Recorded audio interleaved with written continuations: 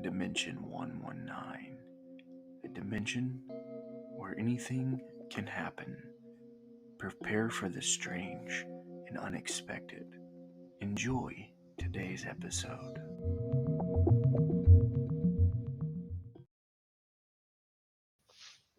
What's going on, everybody? It is Nathan with Dimension 119, and we're back at again for more Orlunds Magical Mountain Emporium. And I have to look at that name every time I say that because I know I'm gonna mess it up if I don't. Um, this is our monthly D&D game. Steve is this one up here is our GM for this game. Um, I know my character is almost dead. Pretty sure some other of us have taken a beating last session. So let's see what happens and hope we don't have our first character death in tonight's game. Steve, it is all yours, bud. Thank you, sir. Welcome back, everybody, to the depths of the Emporium. We last left our player characters as they were in a submerged cathedral to a sect of clerics of Lathander that had fallen from their holy order. After departing the Overlook, they were beset upon their journey and encountered some sanguine that wanted to add their blood to the waters of this underground lake, which this cathedral resides in. After some quick thinking on the behalf of our paladin, Bob, they discovered some potions of water breathing, and with the aid of some extremely heavy gear, they sank to the depths quickly and made their way into the cathedral to find out that the waters didn't penetrate the building itself. Encountering some more Denzians of the depths, they fought to survive, with our brave barbarian coming close to death. They vanquished their final foe. And that is where we pick up. Welcome back, gentlemen. You are not in combat. You can act in any fashion accordingly. You are within moments of the last vestiges of battle. The bloodlust is just beginning to drain from you all.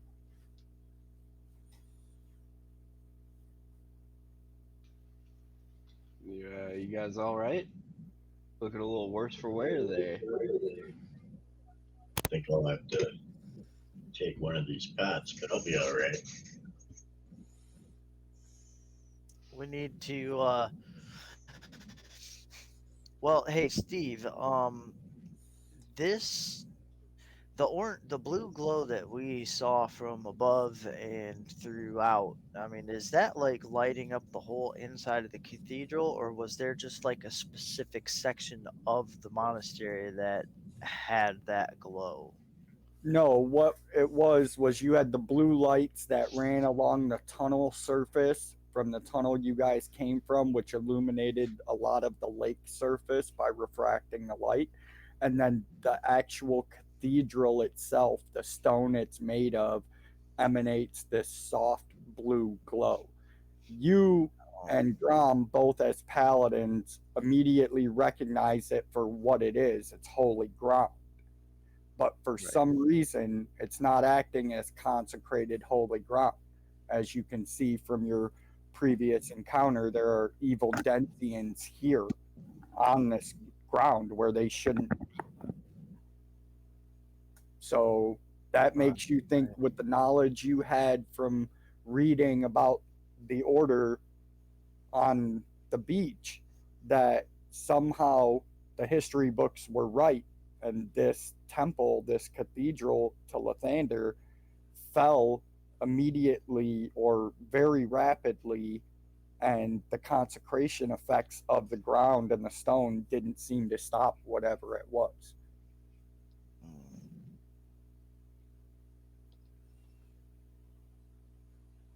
Because I feel like and I'm gonna say this in game to everybody. I assume we all kind of congregate back together and we're trying to figure out what's going on.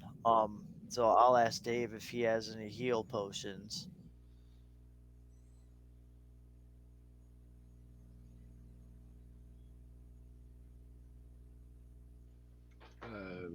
Dave the Barbarian. Dave the Barbarian. Sorry, I'm trying to fix something. But Dave, Dave's not here, man. uh, Dave has some. I don't know if I wrote them down though. You want I was- healing potions? I was just asking because I bought quite a few of them before we left the rest, the Overlook. I do believe pretty much everybody stocked up on them. I don't think any one character didn't buy healing potions. Right. Yeah, because I think we Okay. bought out what the dude had, if I remember right. Yeah, Well, I you think better heal yourself, and then we need to figure out. We need to look around and see if maybe our treasure that we need to unlock the next part of whatever's going on is in here. I think we should take a look around a little bit. so far you guys have made it to the second room on this ground floor of this cathedral, which, if you remember from your fall to the depths from outside, this is a pretty tall building. You walked through an antechamber and, an open air atrium for you to enter in, where a parishioner would normally hang up their cloak, or wait for a priest or an acolyte to come and attend them.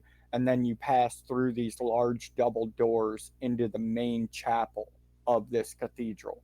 But there are other doors that lead off of this circular chapel, but you can see that in between the layers of balconies that go up directly in the center is what used to be a golden glass dome that would reflect Lathander's sunlight into the chapel. But because it's underwater here and it's not under the open sky, it just looks like yellow glass in the windows.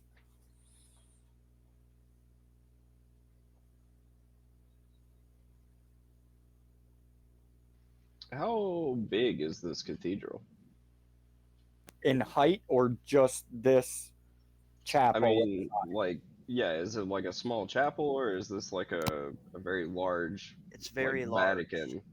Yeah, I'd say like if you were looking for like a seating count for like a full repository, a large mass gathering, I'd say you could probably fit 400 to 500 people in this cathedral. Gosh. Pews of people, and then the balconies full of people, and they're from where you're standing in this central chapel down on the main floor. You can see 3 balconies at least above you. Okay. Which is signifying that there's at least 3 more floors that a person could gain access to go to one of these balconies. So, just to throw things off the rails, Dave does not have healing potions. He did not buy any. Ah, Well, I can Well, probably damn, give you one Dave. or two. I have 6 of them.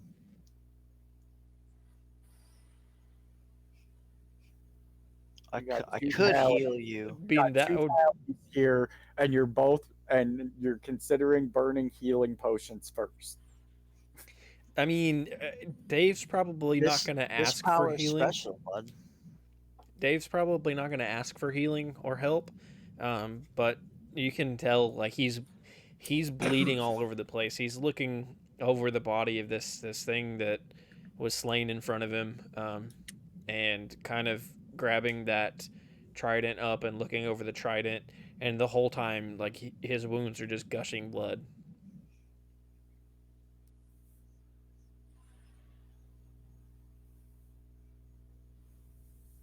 See how many spelly slots I even have.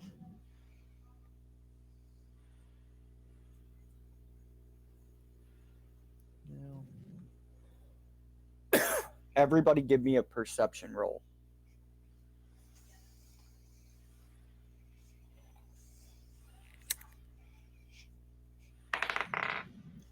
Five. Plus 3 That's is a great 11. start to the game. 16. 15. 7. Okay. I'm gonna walk over to Dave and put my hand on his shoulder and cast Cure Wounds on him. All right. It's a D8 plus 4.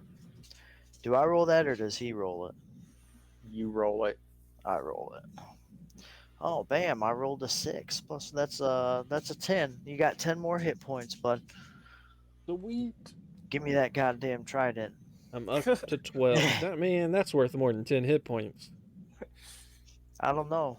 You couldn't even buy a single tine off that trident for 10 hit points. Come on. I'll pick All I up know a is I dagger off hit the him. floor or something that this guy had as a side weapon and hand it off. That's fine. I mean, I only hit him first and hit him last, so I mean. Well, that makes it have even. whatever That you makes the want, trident even more valuable because you already stole Dave's kill. So All right. Yeah. Okay. Thunderous smite right now. Right in Dave's punk face. You Send go to back do the it. planes. You go to do it, and Tempest won't engage the magic. That's He fine. withholds it. I don't need it. I got a boot knife.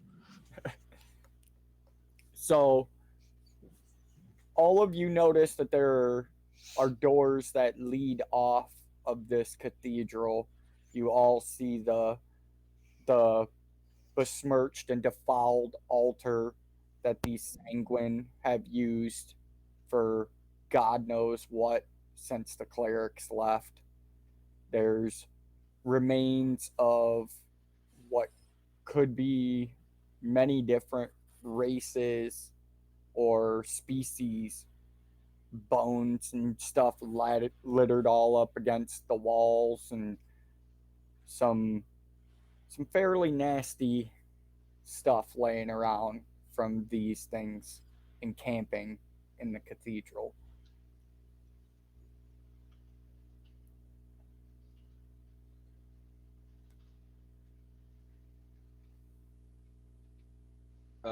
do we have any reason why we can't rest here for a bit? Sure. We could have a little sit down for a minute. I was thinking Taking a short rest. You maybe guys trust- maybe an hour or so and bind some of my wounds. I feel fine. Yeah, I'm Sure you doing- do. Standing attacking from a distance. I'm not stupid enough to charge in. That armor does no good if you don't engage. I did get engaged, and I got hit for less damage because of Her the asking you does not count as engagement. My armor serves me well. They attacked me plenty, and I am unscathed.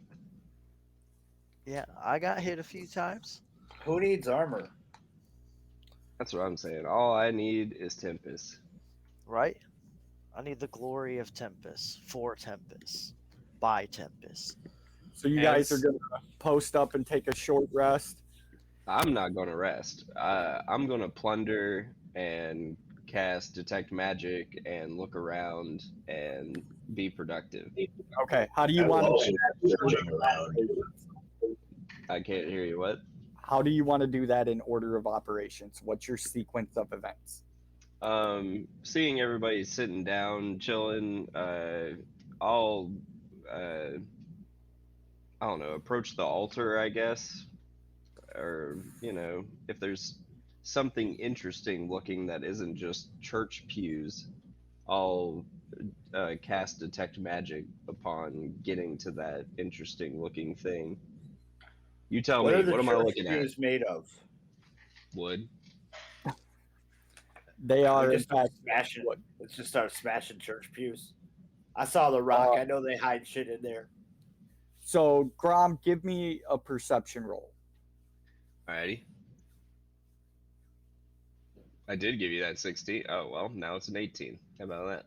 So, short of the mess that these sanguine have made in here, the chapel is still in pristine condition. The tapestries still hang from the wall, depicting beautiful religious scenes of Lathander's grace and giving.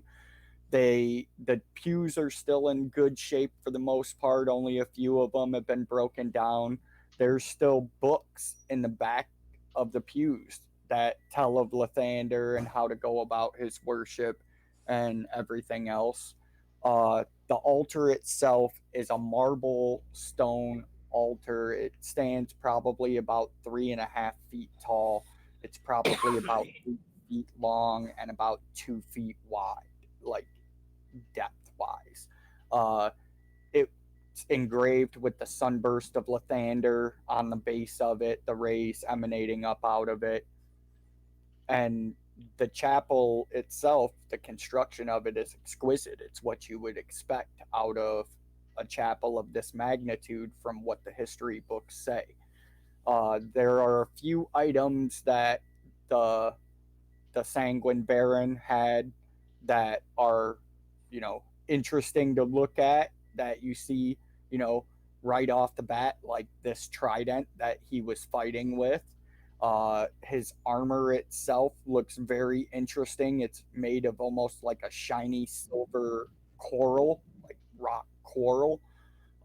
And there are a few other things scattered around the room, like silver goblets and platters and ceremonial offering plates and things like that, that the sanguine have scattered around in making themselves at home, but they are still there.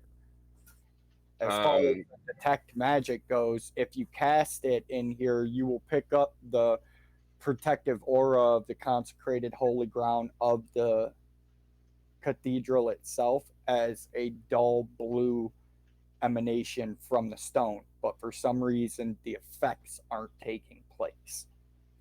What effect? Oh, of the consecrated ground. Exactly. Okay. So what about this trident and the armor and these silver goblets? I think you said, like, does any of this stuff both emanate a magical aura?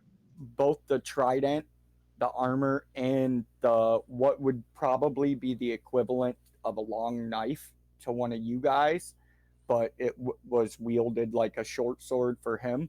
All emanate magical auras from it. There's also something that is like picking up a soft orange glow that's coming off of one of the tapestries on the wall itself. Like as you're looking at him, you can see it kind of out of your peripheral vision. Okay, well, I'll remember that the trident and armor and stuff are magical, but let's check out this tapestry then. Okay. Give Uh, me a investigation or history, maybe religion, okay. as you stand in front of this tapestry. It's probably 6 foot wide and probably 15 foot tall, hanging on the wall. Let me see if I'm particularly good at any of these. I'm a paladin with -1 religion. How do you like that? I'm just in it for the glory of Tempest, baby. That's Keep the right. book burning to yourself. I've got My- a 17 perception roll. My level 9 cleric and Curse of Strahd has a -1 religion. I have a proficiency in religion. I can just So for making rolls and shit. I mean, you it's fine. see that this tapestry is basically the visual image of it portrays a guy trying to find his way out of a cave, and the light of the rising sun being what actually leads him on the way out. It's like in this one, you can see he's in darkness as it comes up the tapestry. There's a little bit of light filtering through as he goes towards it. You can see that he's got an opening in the cave and he's making his way out towards the rising sun. The material that it's made of seems to be made of some really extremely fine thread that you're not familiar with, but running your fingers on it, it almost feels wet to the touch, but it's not. And the tapestry itself is what's emanating the magical aura, right? Yes. Okay. Well, I will continue looking for now then. Okay. And again, I'm looking for like holy symbols, relics, something, with a strong magical aura. This thing and the weapons and armor emanate the most powerful magical aura that you Okay. can see in here. But as you're standing there and you're looking at this thing, you're like, okay, I'm noting that this tapestry is here. You turn around so you can scan the room again in your vision, and something catches your eye right away. And it's Bob's right hand. There's an orange glow around one of his fingers. Don't be eyeballing me like that. What you got on your hand there, Bob? Been doing a little looting? Yeah, of course I have. How did you think that I figured out all the stuff about the cathedral when I was breaking up boxes up top? This ring saved our life. Oh, all right. Because it contains memories from the high priest. And it's none of your business, pal. I mean, it's Tempest's business, It, which makes it it my is. business. Yeah, but it's between me and Tempest. You know the rules, man. This is for the glory of him. Don't be getting greedy with God. Oh, I'm not. I'm just doing as he bids. You saying be greedy, huh? Yeah. Oh, well, I honestly even forgot that I had the ring on in the first place. now we're getting And it to was the truth of it. dangerous I see. even Okay. putting it on. All right. Is there only one entrance and exit to this main chapel? Is the way we came, or No, you have the atrium that you guys came through that has the giant oversized double doors. And then off of the back sides of this, you have multiple other small wooden doors that open up that you can assume probably lead somewhere up to these balconies above you. What about like a priest quarters or something? It's Like got to that. be through one of these doors. Well, okay. That's what I would like to look for while I you go still have left, this you detect go magic. left, I'll go right. Okay, sure. I don't necessarily want to check out like the upper levels. I'm looking for, Well, I mean, there's two doors flanking, Okay. so might as well try them both. Yeah, I'm just Splitting up saying, like, usually a good idea. if the stairs go up, I'm not going. I'm looking for, For sure. For Yeah. sure. So Nug walks up to the door to the right of the altar, and Grom walks up to the door to the left of the altar. You both just try to crank them open. Mhm. The door on the right swings wide, echoing down the passageway that it branches off to with a stiff, like, wrench open, like it hasn't been opened in a while.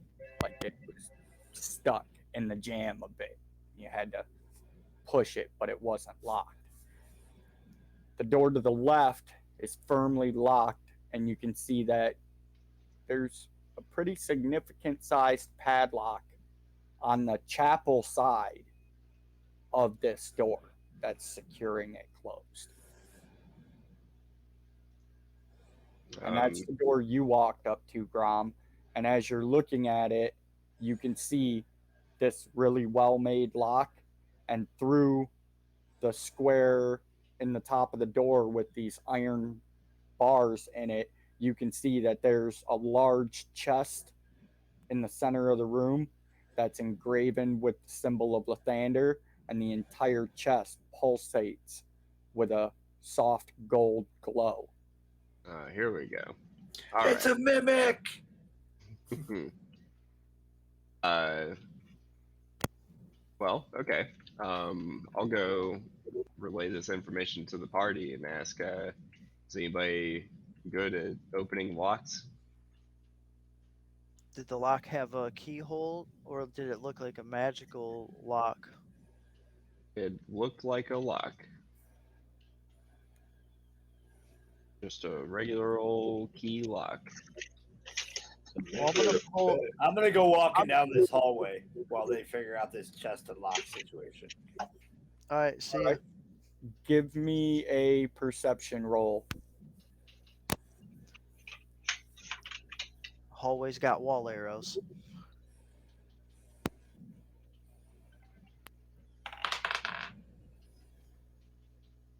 Uh, 16. Okay.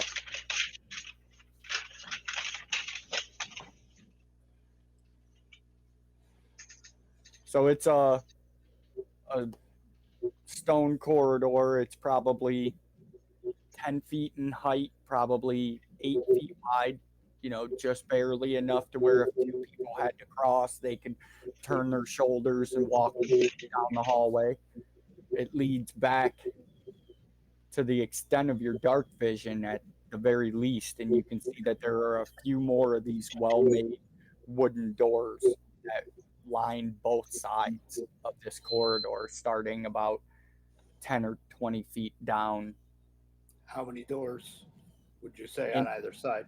in your vision, you can see 3 at least on each side. Any markings on any of the doors? Anything significant? As you come up to the first set of them, there's no inscription on any of them that you that you can see.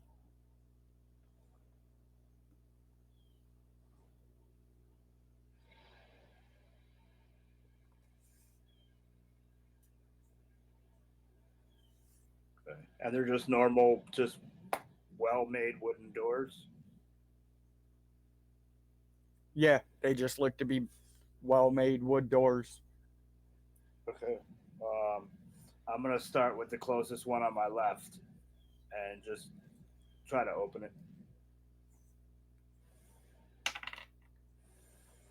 It opens up, no problem. Okay. Just swing the door wide, standing in the doorway, just trying to survey and see what's in there. It's a small, what appears to be pantry of some sort. You can see that there are shelves built into the wall and woven baskets that, are categorized by size, that the aroma immediately hits your nose of what smells like only a few days old picked vegetables. There are still ears of corn in one of these baskets that you would casually pick up and eat. They look that fresh. They look that fresh. Well, I don't have a friggin' bag of holding. Where's Bob when I need him? Um, is there anything else? Is it all just vegetables? My loyal friend. Yeah, there's some jarred things as well, but they look like preserves and olives and things Right. like that. So it's all just food. There's not like it appears to be that this is a large dry food pantry or a fresh food pantry. all right. Now I'm gonna step out and I'm gonna go to the first door on the right. And you hit the handle and put your shoulder into it because they all seem to be a little bit stuck and not wanting to budge on first swing. And you open it up, and it opens up into a big, flat cobbled stone kitchen that's got a large fireplace and grill and basically like a small rocket portion of the grill for searing large haunches of meat and things like that. It's basically Is the fire going? No. Okay. Is there any signs of life? Like you can still see all the pots and pans and everything, but everything's clean and stacked up nice and neat on the counters and stuff. It appears that, whatever transpired in this place, it transpired in between their meal periods or something, or they just decided we're going to clean this shit up before whatever happens. Okay. Is there anything more to look through and investigate in that kitchen, or? I mean, As short a- of the normal stuff that you'd find in a kitchen, you've got a small area full of spices. You've got a small area Sure. full of dried meats. You've For got sure. knives of various sizes and lengths and different types for doing different things. And, as many For sure. pans as you could want to put your All hands right. on. Well, I'm gonna take note of the first two rooms, and you said there's three on each side. Yeah, that you can Okay. see. As you Okay. come up to this first one and you check these two first doors, coming back out into the hallway, you can still see three more doors on each side going down the hallway. So there's at Okay. least 4 rooms that you know of. Okay. Well, I'm gonna head back to the party and inform them because it's gonna be easier to go through these different locations with more people. Okay. And you start making your way back down the hallway, and the 4 of you are actually standing there like, what the hell's this guy doing making all this noise while you're talking about how to address this lock?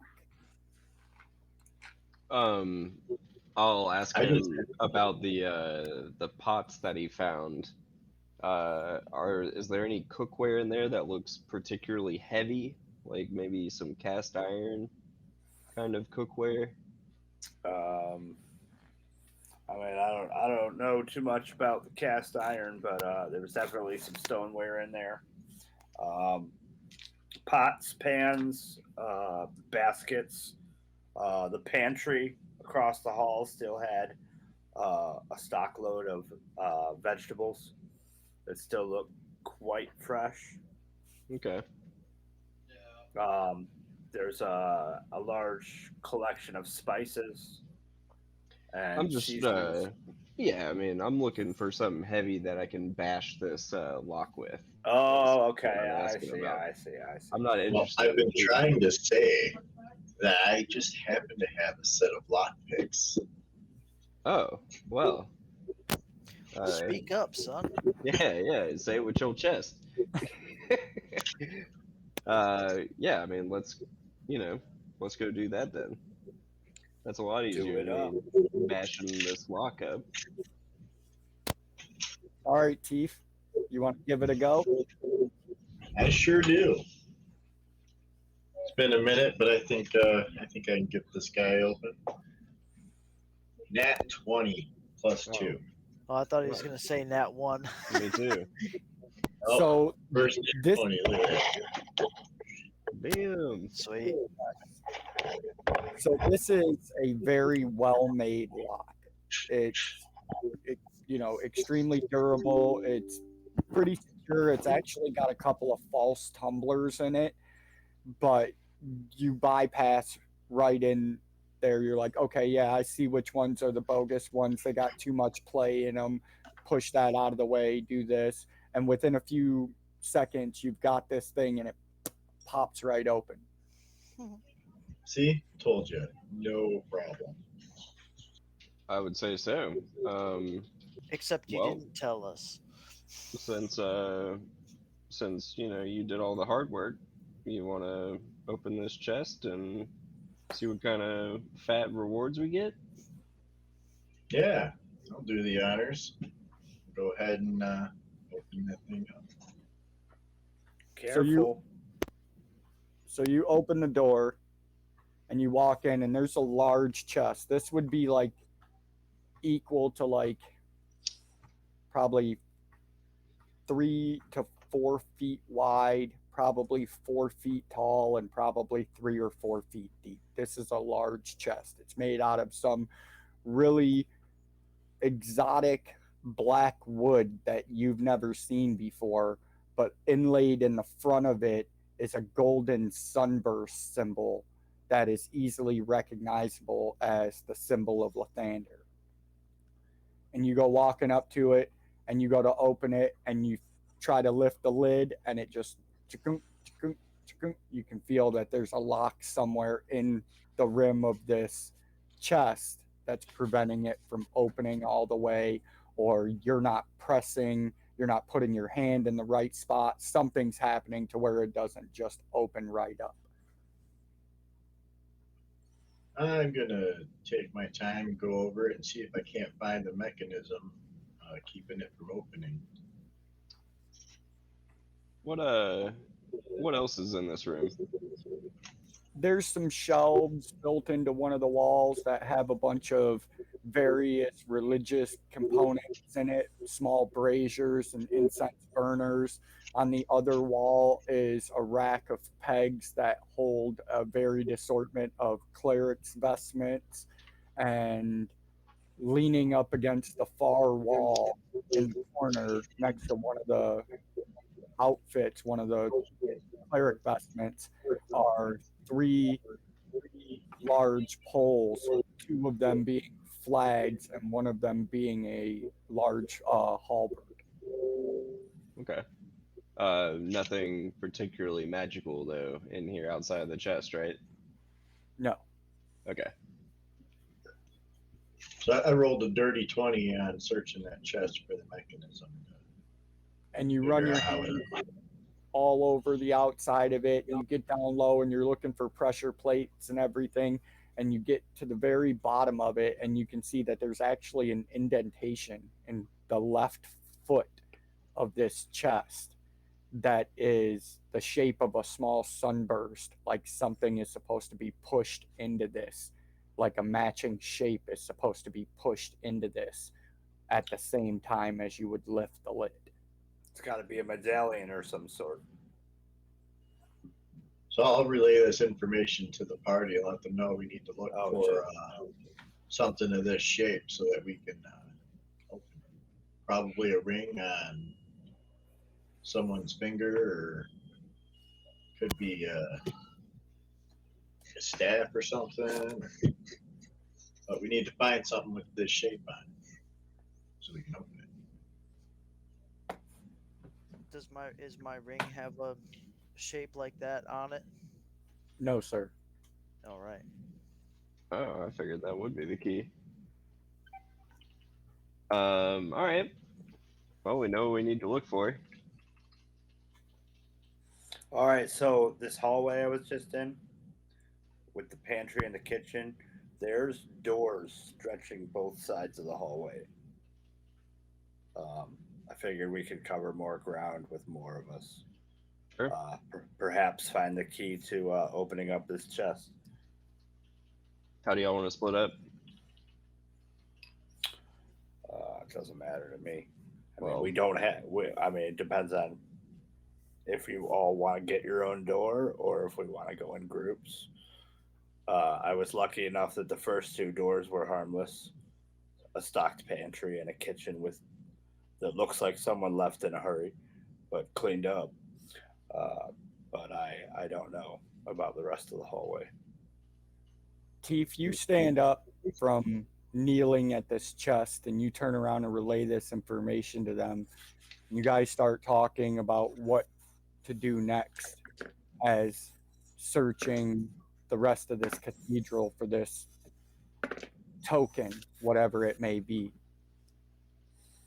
And the hair on the back of your neck starts to stand up. Everybody give me a perception roll. Teef, give me one with advantage. I got a 7. I rolled a 1. Yeah. Plus You said 1 is what? 2. Perception? Yeah. With advantage, you rolled a 1. I rolled a 1. 21. 21.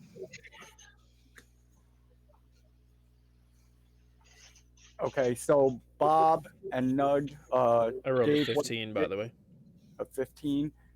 So Bob and Nug, you two feel it too, almost like a shiver runs down your spine.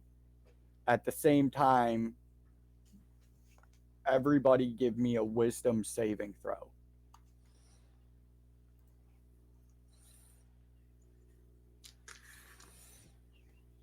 Dirty 20. 18. Dirty 20. 5.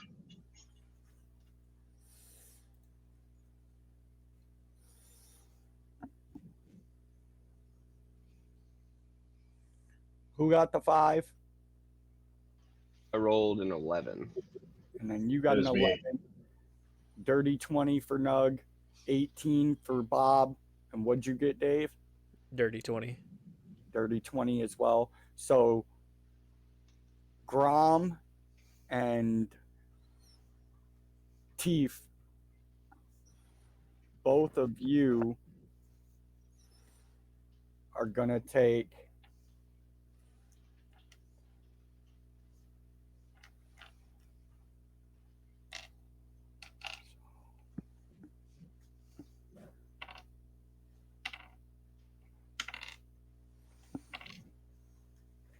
you both take 21 points of psychic damage and you're stunned.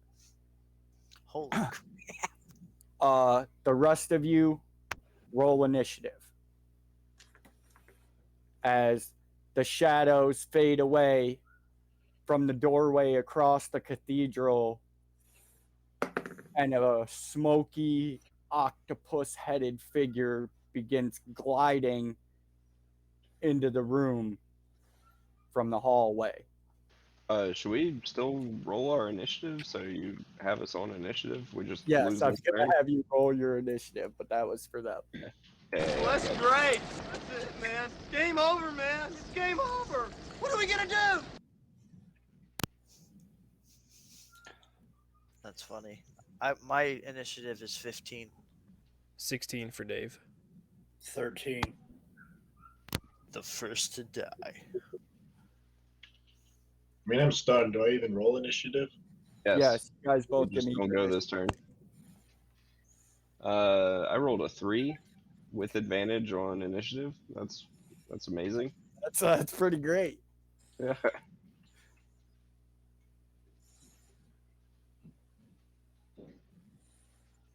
Nine. Jesus Christ, guys. Okay.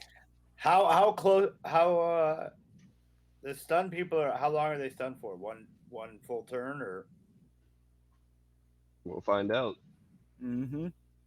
For sure. They're actually stunned for a full minute, but on their turn, they can attempt to save again. For sure.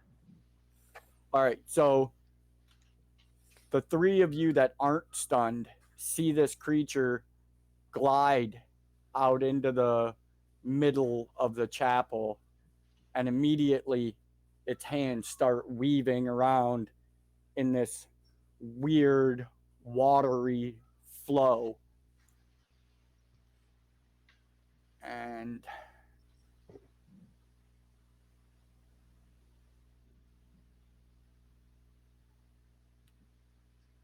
the three of you see coming shambling down the corridor behind it appear to be 4 or 5 more silhouettes, but they're not gliding so much as they're stumbling. And we have Dave leading the initiative with Bob right behind him and Nug right behind him, followed by them, then Teef and Grom. So Dave, you're up first. I'm assuming I got enough time to get my short rest in, right?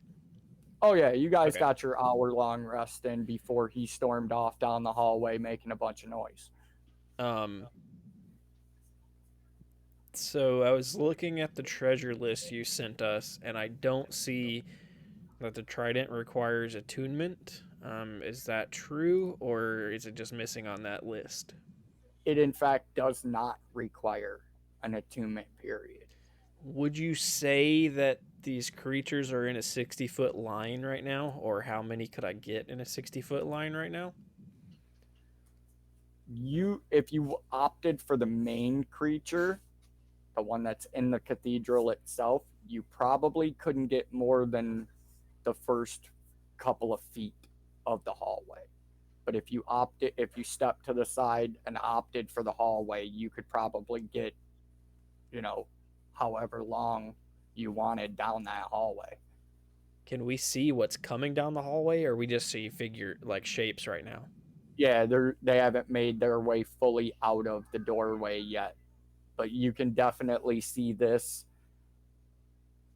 octopus-headed, floating off the ground, semi-blubberous creature in front of you in the center of the cathedral. Alrighty. Dave's actually probably gonna surprise the rest of the party, and do something potentially wise for once, and hold his action, and see if he can get a line on 2 or 3 of these creatures before making any kind of move to attack.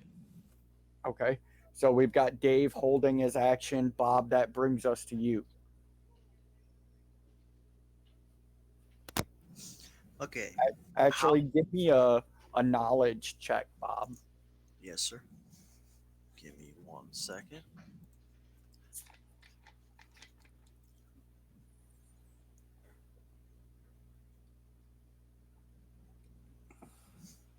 Was that intelligence or wisdom? It's intelligence. Intelligence. Okay, so then 18. So you recognize this right off the bat. This is a bad situation. This is not good. You know these creatures for what they are. They're mind flayers. They're dreaded by people all over the world. And this one, from what you can see, seems to be casting some sort of spell at the same fucking time.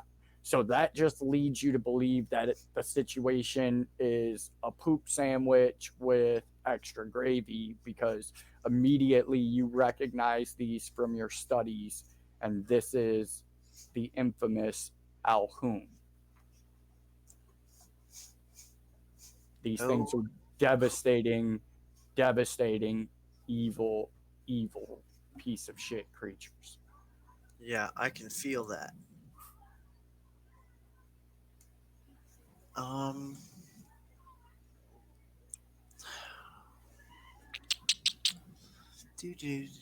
What do I want to do? So Bob will look around and see 2 of his buddies are laying on the ground. And he remembers Grom's snide comment. He says, "Yeah, who's in Tempest's favor now?" And he stands up and he looks across the cathedral floor just to take a gauge of the situation. And he about sharts his pants. And he says, "Oh gosh, Tempest, we need to get out of here." Tempest, take the wheel. Exactly. So, how far down the cathedral? How long is the room again? From where you guys are standing at this little room alcove where the chest is, the Alhoon itself is probably about 30 feet from you out in the center of the cathedral. And then the door itself is probably another 30 feet behind it. And whatever's down that corridor is probably 5 feet or so from breaking the plane into the chapel.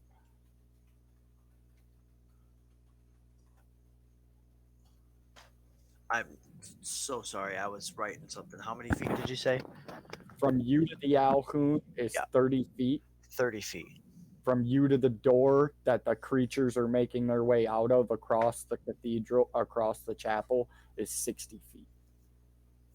Okay.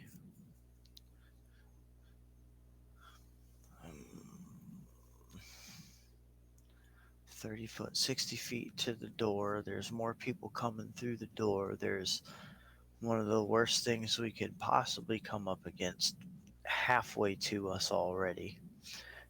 Dave's got a trident. The other 2 are on the ground. Well, they're just kind of standing there Well, blank. standing there. Right. And it. Arm yourselves. Well, Bob's just gonna. He's gonna kind of say loudly without yelling it, Alhoon! And he's casting magic. And I guess I'm gonna cast a little spell at him real quick. And this will probably be the last time I can really do this. But I'm gonna cast the guiding Don't bolt. forget, you guys all got the benefit of a short rest. So whoever needed it for rebuild, don't forget to add those things back. I forget how much stuff you get for a short rest. I think it depends on what you get class-wise. I don't remember what paladins get. You should We have don't- 5 hit die, but it depends on. I don't know what a paladin's hit die is, but The you should D10. have. So you should have 5 d10 that you can use per short rest. You can use in a short rest, but you only get half of those back, half of what you use back whenever you take a long rest. So just keep that in mind. I'm not really down too far in hit points. What I'm most worried about is my spell slots. Yeah, you need the long rest for that. Yep. Yeah, exactly. But I can cast a guiding bolt as a second level spell. That you Hopefully right into the face of the Alhoons. can. Just Alright. to try to give my friends a second to collect themselves so we can run somewhere. Hey, yo, Bob. Hey, yo. You seem to know about this Alhoom. A little bit. I mean, how are they? Can they see? Do they have eyes? Like, how are they detecting? You want me to recite a textbook to you right now? No, I just figure you know their advantages and disadvantages. Yeah, they like psychic attacks and sucking the brains out of your skull, and if you meet one, you're probably doomed. Good to know. I don't know how much they like Tortolans though.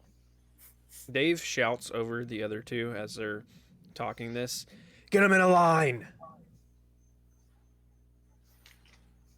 Might be hard to do when we can't see the other ones yet. Alright, Bob, make your casting bolt. Your Yes, sir. guiding bolt. All right, where's my ranged attack spell?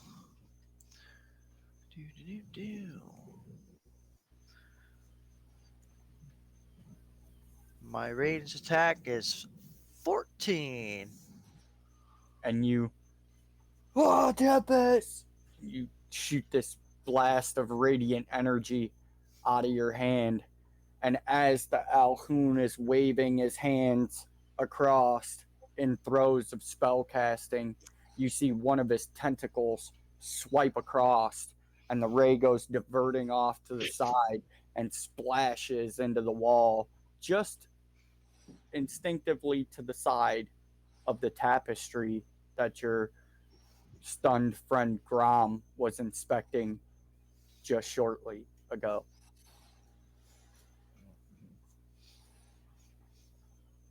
Okay. I got a move action and I still can attack one time.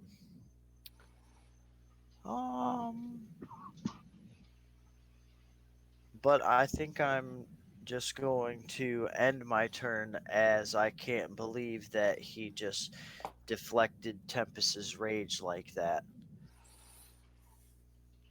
Very well. I'll actually give you a inspiration point for good character recognition of that, because I'm sure that would have shaken any paladin. Oh yeah, I mean, you're basically calling me a sissy. You Yeah, know? calling Tempest a liar is what he's doing. You don't call Tempest yellow. That brings us to you, Nug. Okay, so when you were saying that the Alhum is 60 feet, is that from us or from Bob? You guys are all at this room where Okay. this chest is, looking to see if Teeth could open this chest that glows magically. And then when he couldn't, you were all standing there talking to each other about what to do next. So you're in the doorway of this room. 30 feet from you in the center of the chapel is the Alhum.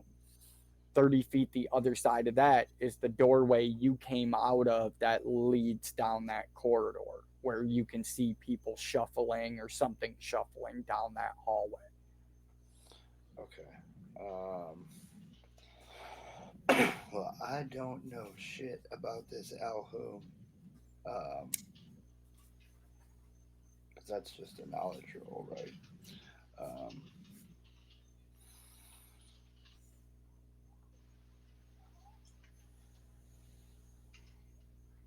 Do I have room to move around?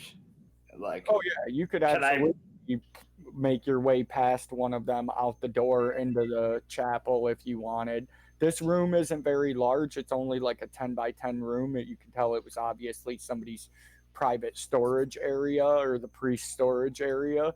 But what's the lighting situation? And I mean, like, am I able to get out there and like stealth my way past this thing? well, I mean, from what you can see, there are areas where you could try to run and hide in shadow, but the whole cathedral itself does have this soft blue glow to it from the stone itself. For sure. Because I don't even know how to begin attacking this thing. Well, I mean, if I cover all of us and pass without trace, and we just walk past this thing, if I cast pass without trace, You can attempt it. I mean, are you guys planning on attacking this thing head on, or? Of course I am. Of course I am. Dave was just Have like, you yeah, the fought question's again answered. with Dave yet? I I'm playing don't on know. now. I don't know. I've never seen one of these things before, so I don't know how to begin attacking this thing, and I don't want to be the one who dies first. Just do like Mikey would do: run up and punch him in the dick.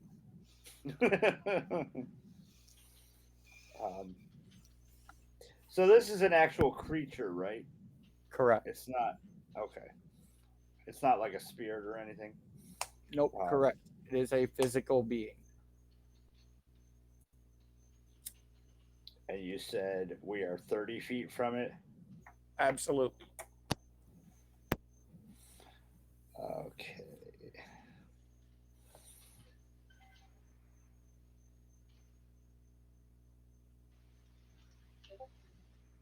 That's not going to work.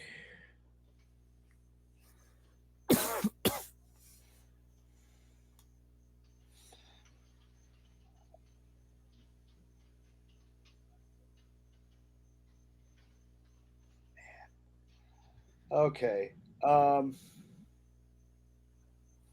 I am going to.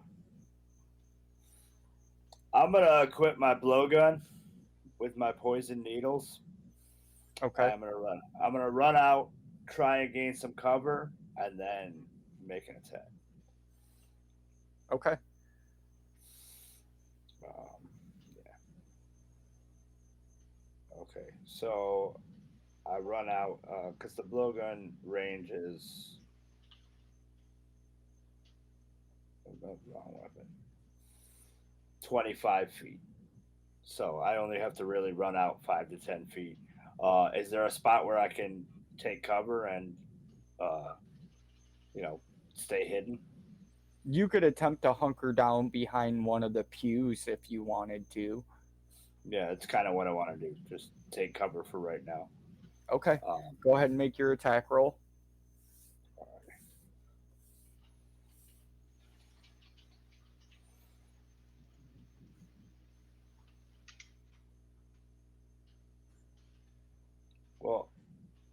Yeah, the blowgun is just a 1d1 plus 3. So I mean, Say a 1d1 that's what it says. That's what it's listed as. A for this ranged 2 weapon. damage. It says 1d1 plus 3 piercing, but with the poison needle, it adds poison damage if they fail a con Why save. not just say 4? Because you can't Yeah. roll. You can't. I don't know. I don't know. That's Yeah, poorly that's just written. how it was listed when I looked it up. I'm like, okay, Well, shoot that motherfucker with that blow dart then. Let's go. all right, let's do it.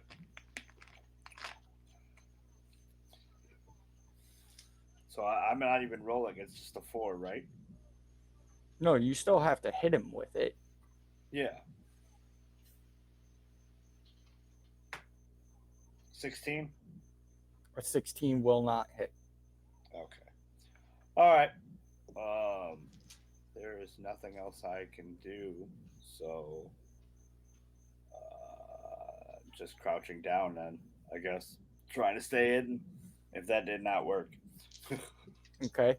And you hustle out into the room and take a shot on the run.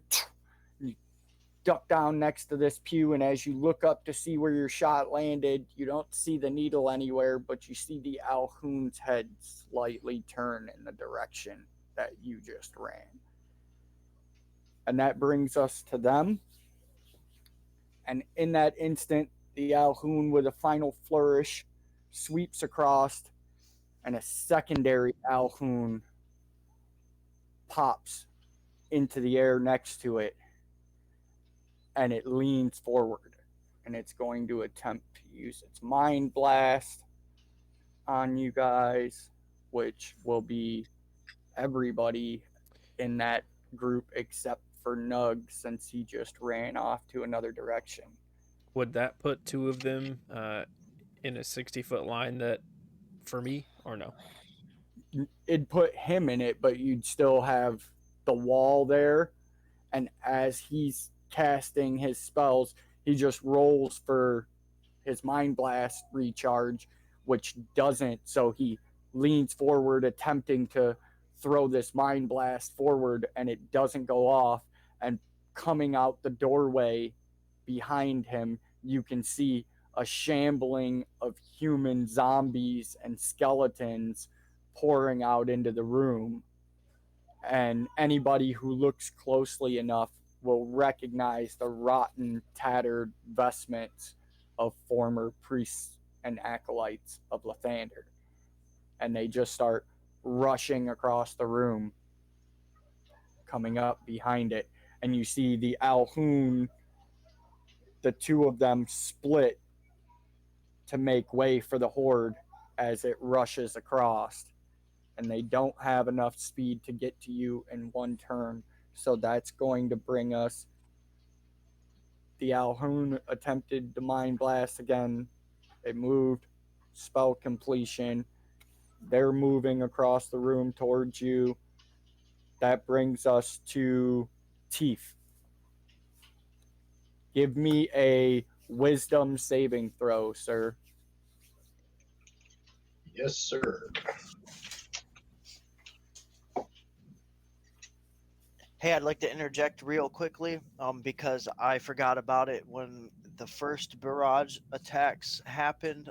You can give yourself a, at least from me, I don't know if they stack, but you can give yourself a +3 to your saving throw from my aura protection.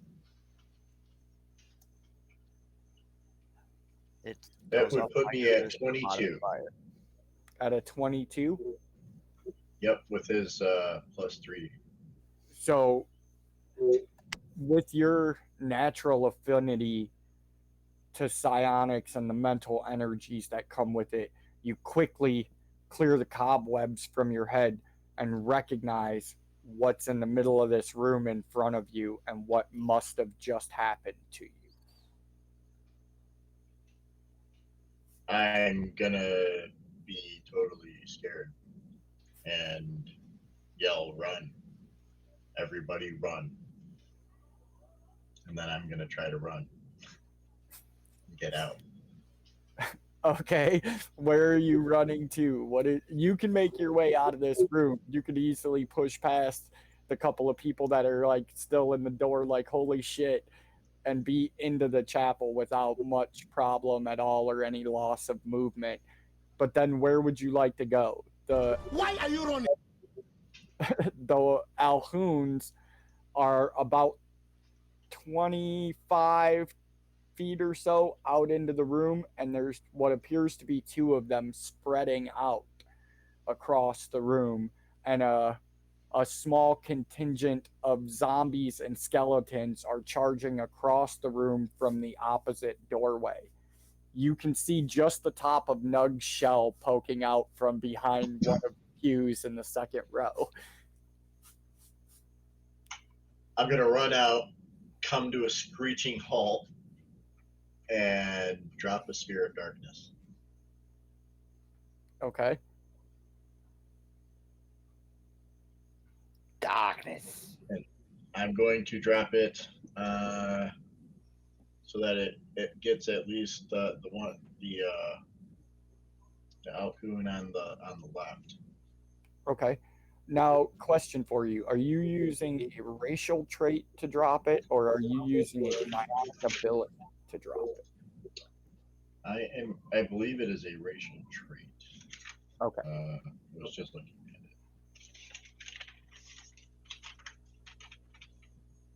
Shoot.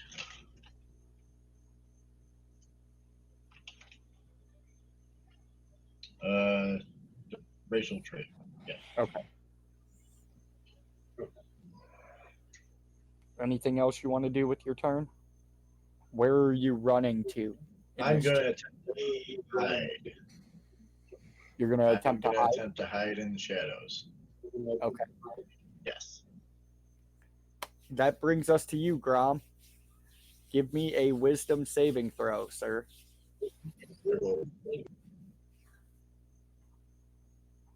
9. 9 is not going to cut it. You just feel this hazy fog.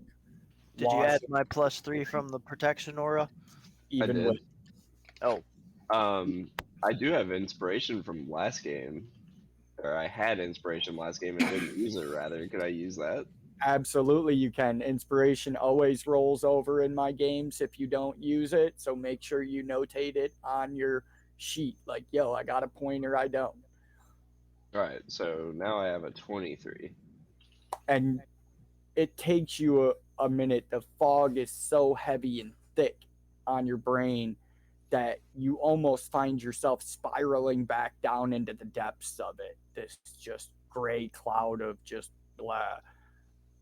And instantly you remember the spark of Tempest's rage and what it means to be in the deepest throes of battle and have your life be on the edge of a sword point.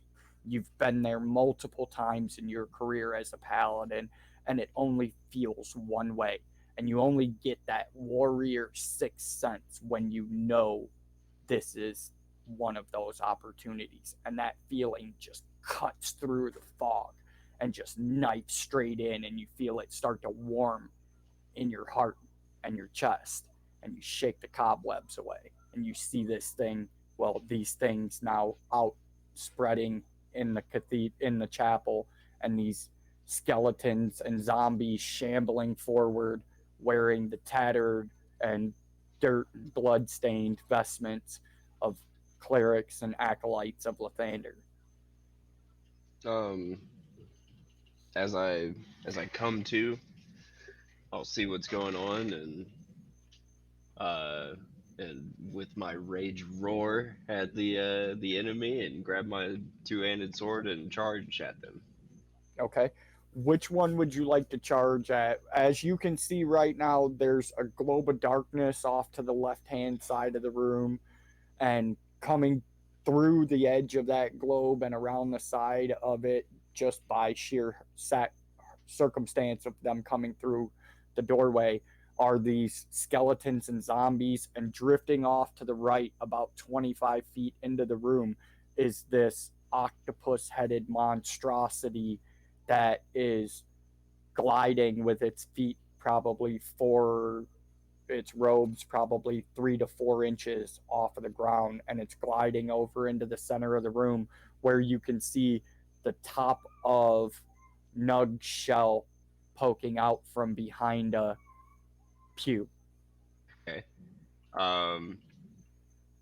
Which one is closest to me? Yeah. Well, I mean, they're all pretty much about 25 feet from you. The zombies and skeletons are making their way across the room, and they don't have enough range to make it the whole way, but they're probably about the center of the room now. And the other two, the globe of darkness is over here about 25, 30 feet into the room, and the Alhoon is over here about 25 feet into the room. Okay. Well, I will charge the Alhoon then. Okay. So you're 25 feet away. You definitely get charging bonus. So go ahead and charge up. What do you mean charging bonus? Like, I'm just gonna run up to it and attack it. Am I next up in initiative, bro? Because I gotta step out for a second. No, you are not, sir. Okay, I'll be right back. All right. All right, No, just go ahead and make your attack roll. Okay. I rolled I'm gonna use Great Weapon Mastery. Okay. And I rolled a 24. A 24 will hit. And 1 second.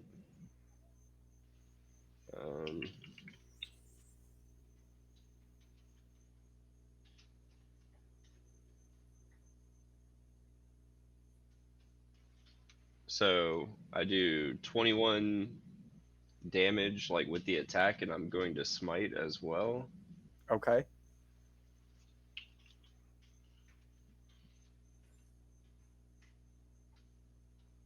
Evan, do you remember what Divine Smite is off the top of your head? Is it 2d6? It's 2d8 for first level, plus 1d8 for the others. If you make it a higher spell slot. But like the Branding Smite and the Thunderous Smite, I think those are d6s, but the Divine Smite is d8. Okay. Okay, so I rolled a 15 with the smite then. Okay. 15 damage and then 21 for your base damage. Mm-hmm.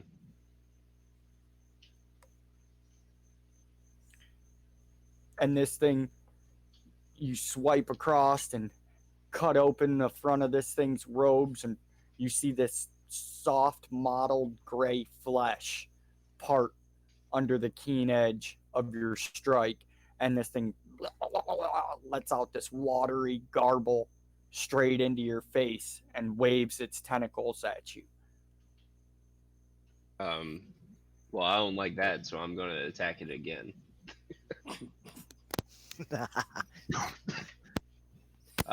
With a second level smite.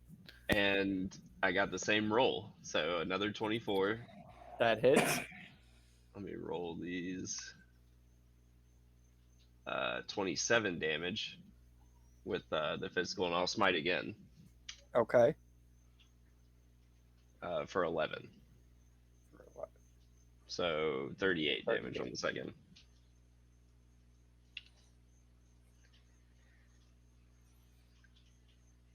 And this thing, you come back across, swinging in fiercely as this thing's, and you catch the edge of its jaw and its furthest to the right tentacle as you, and it just falls from the edge of its face, and this thing lets out this horrible mix of like somebody blowing bubbles in water and just nails on a chalkboard screech.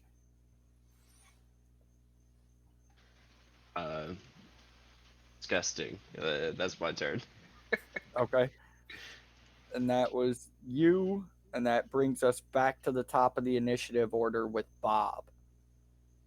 No, Dave. No, I'm sorry, Dave. Then Bob. Well, Okay. no, actually, because Dave held his action. So you still have a held action that you have not met your own set prerequisite for. Yeah, if they don't get in a 60-foot line, basically 2 or 3 of them don't get in a 60-foot line this turn, then my action was just wasted. Well, now as they're coming across this main chapel floor and exiting the door, you can see that there's quite a few of these zombies that or skeletons that are still pouring out the door, and that door is at the 60-foot mark. So you could probably get a good half dozen of them in the arc if you. Can I get one of the Alhoons and at least one or two of the skeletons? Oh yeah, absolutely. If you were to come out of the room and like take an angle down either way, you could get a line on either one of the Alhoons and the pack that are still at the door. Yeah, I would probably go for the one that's undamaged, and try to get a line on it and however many other creatures I could get. And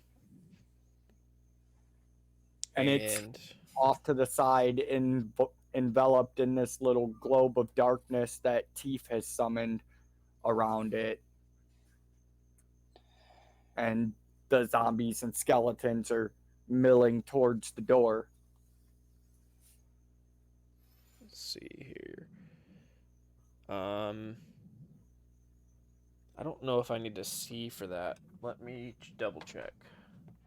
Because I might not be able to do it to him if he's in darkness.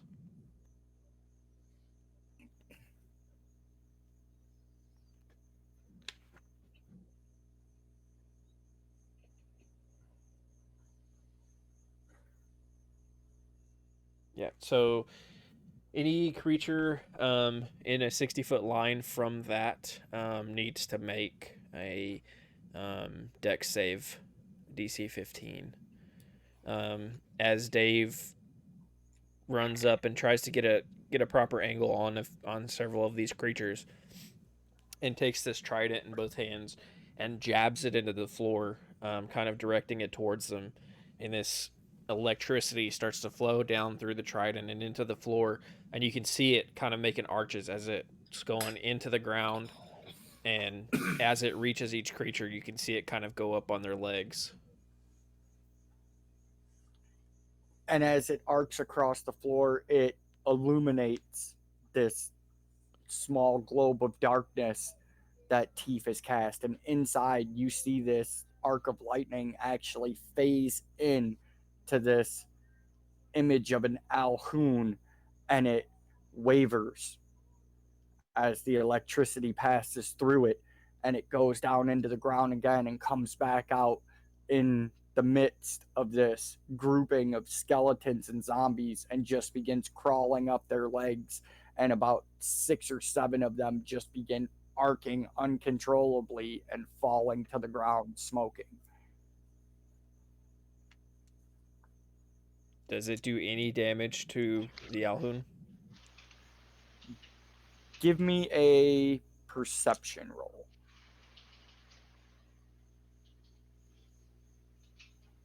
Nat 20. For as unworldly and uneducated as Dave is, he's seen a bit of magic.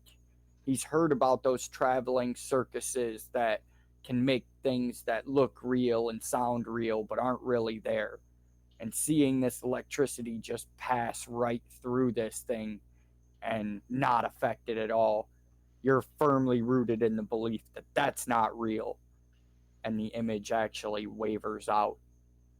You can't see it because it's inside of the globe of darkness, but for your perception only, the image actually just begins to blur and become a blurry shape instead of an exact copy of this Alhoon. All right. So I'm assuming I can take my real turn now. Absolutely, you can, sir. Dave will look specifically at Teef as he yells this, but he'll look over at Teef. That one's fake, and he'll sprint towards the other Alhoon, the damaged one. Okay. And just before he, so I want to get within. Let me see. I'm looking at my notes.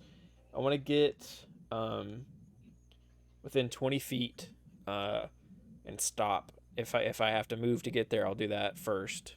You could do that with a 5-foot step out of the room. He's only about 25 feet away from you. And I will launch this trident at him first. Okay. Go ahead and make your attack roll, but you're going to make it at disadvantage because he's engaged with Grom at the moment.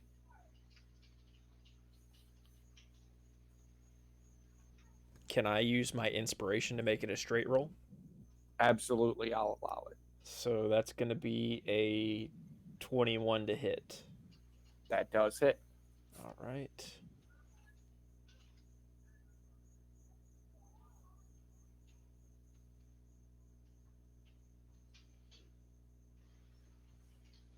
And that's going to be 7 piercing damage as this trident just leaves Dave's hand and flies through the air and just sticks into this thing. Probably coming a little close to Grom, but not actually touching him or hurting him or anything like that. Just a little bit close. Not too close. And then after that, Dave will finish charging forward, pulling his battle axe out, and then try to lay into this creature with his battle axe. Okay. Go ahead and make your attack roll. 25 to hit. That hits.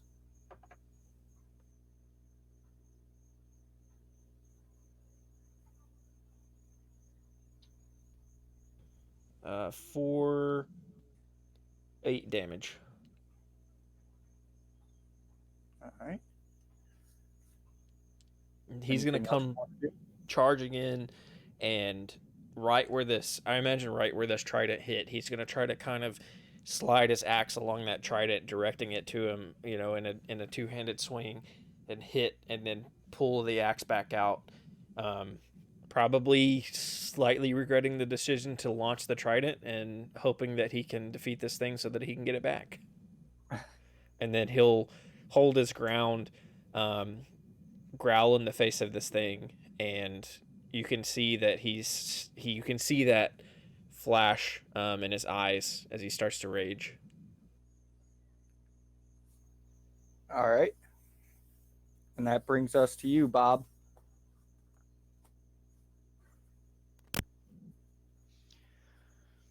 Okay. 25 feet in front of me, Grom and now Dave are both engaging with this thing. Yep. And Bob is just in complete awe that this barbarian in an hour ago he was basically dead. He's not only mastered a rare magical trident, but he rushed up and slammed this dude in the face. And he's confused because there was no identification. He wasn't bona fide. Exactly. But I'm gonna run up and swing on this thing too because I'm irritated. Hey, bro, don't forget about my electrifying presence taking out some of those skeletons. Yeah, I don't want to talk about it because you shouldn't have been allowed to do that. So it really doesn't matter. But Bob's gonna run up and start swinging too. Okay. And he's gonna be like, which side of Grom is Dave on? Like his Like right side or left side? If you were running up behind them coming from the door, it would be like Grom is here, Dave is on his left, and the Alhoon is in front of the two of them. And the spear is still stuck inside the Alhoon? Yes. I want to kick Dave in the back and impale him on that fucking trident, and then I'm going to run them both through with my longsword. That would be awesome. Right? Now I guess I'll run up to the right there and be like, duck, and swing as hard as I can. Okay. Make your attack roll. Attack roll is a 19 plus 9. I don't know what 28. That definitely hits. Okay, where's my damage?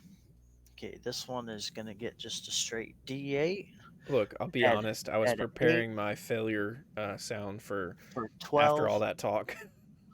Well, no, because Bob has righteousness on his side. Okay. Tempest already failed him once with the guiding bolt. If he gets No, let down I right failed now, Tempest. Tempest then didn't his fail whole me. faith is shaken, and Bob's getting ready to get a new character class. That's okay. That first hit was 12 damage. Okay. All right, my next attack is No smite. 21.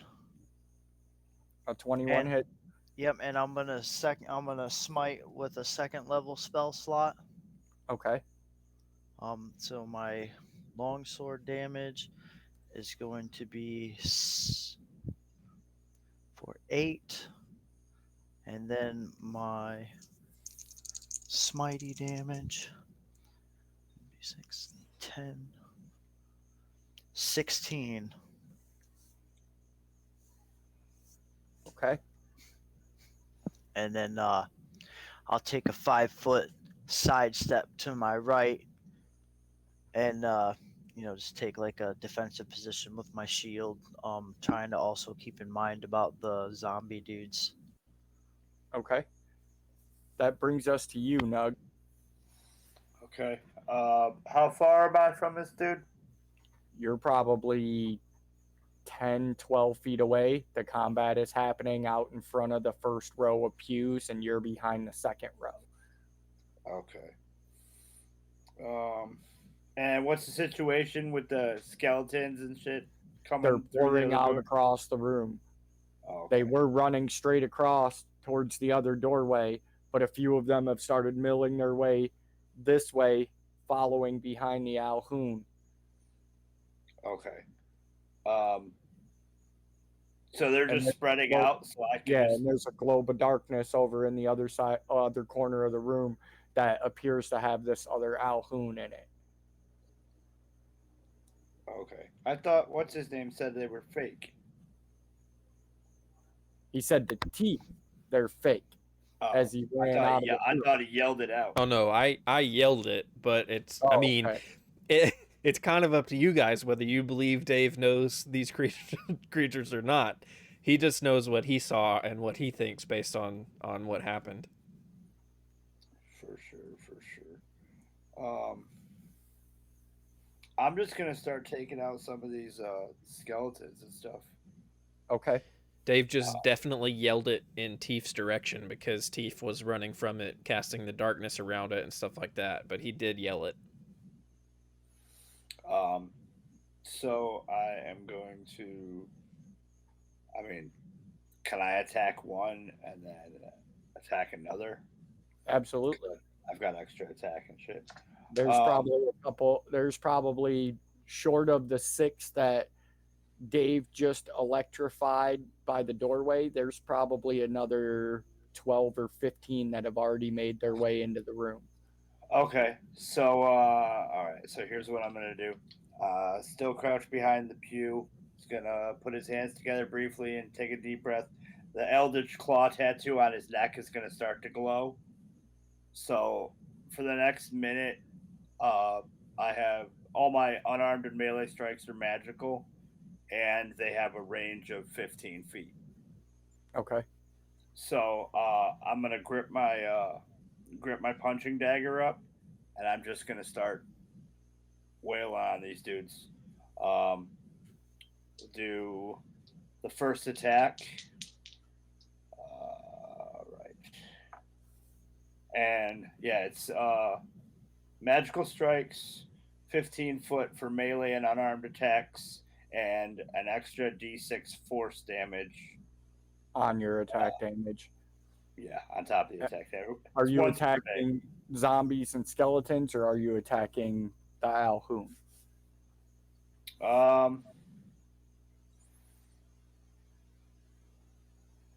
I figure they have the Alhum, so I'm just gonna clear out the room. Okay. All right. So the first one. What the hell was that?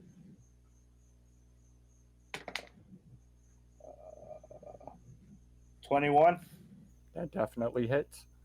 All right.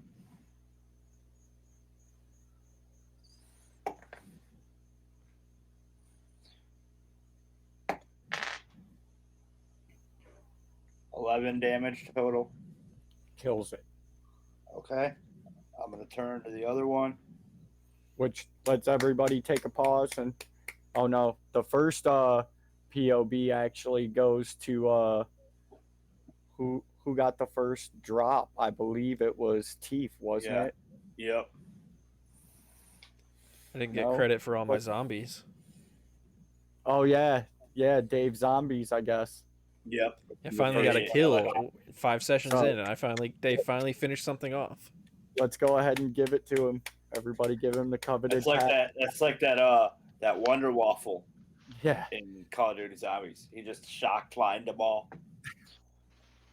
So I'm gonna swing around, and attack another one. Okay.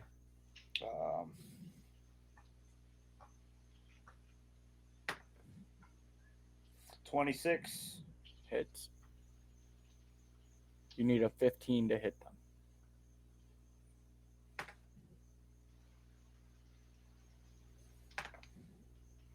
9 damage.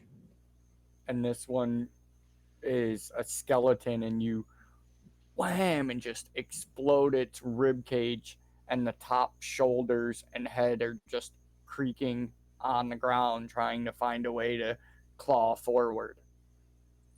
Okay. So it's down, but it's not dead. It's not dead. Okay. No. Well, I'm gonna use a key to do unarmed strikes as a bonus action.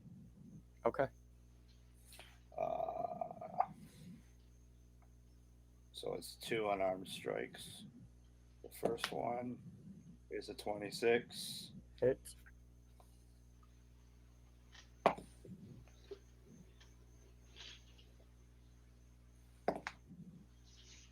$17 damage. And you don't even need the second one. You hit this thing in the ribs, and it shatters, and the head drop to the ground, and you see the arms try to reach forward for you again, and you just launch a really swift kick, and the head goes flying off the spinal cord and shatters up against the wall.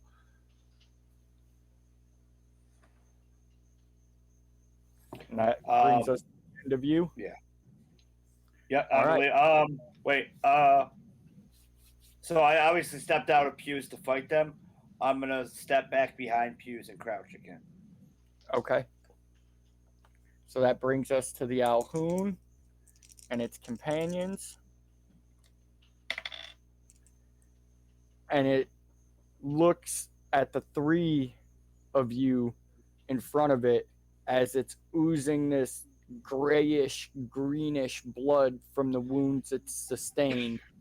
And it pulls the trident out of its side, ripping the fabric of its robes, and leans forward and launches a mind blast at all 3 of you. I need all of you to make wisdom saving throws.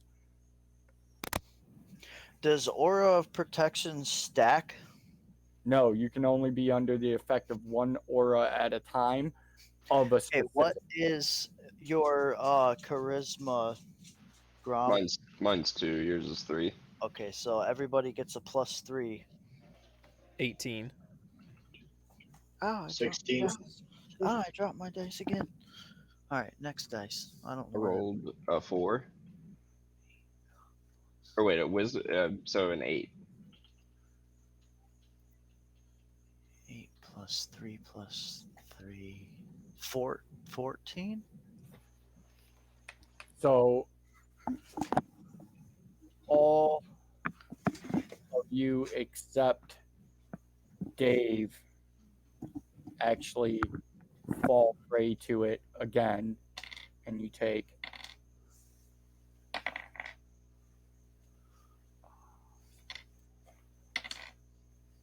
21 points of psychic damage, and the 3 of you are stunned. as this I'm thing, out cold. I'm at 0 hit points. you're not over there. You're over at the wall. It's Brom, Nug, and Bob that are subject to it. Dave shook it off. Oh, okay, cool. I feel lucky.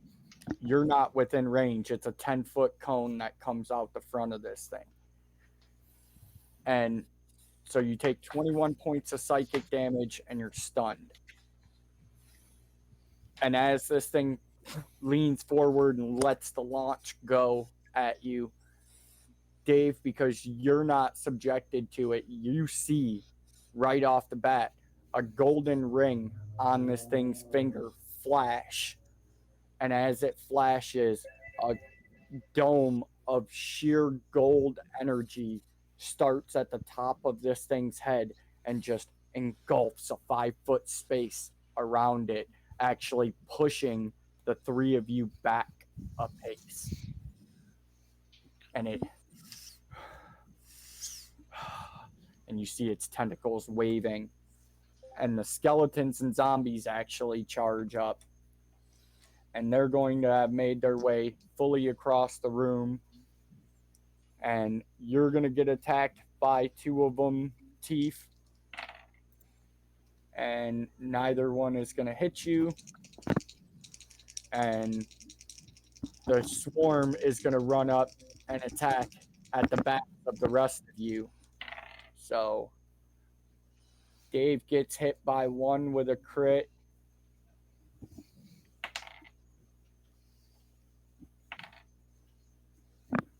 Bob gets hit by one normally.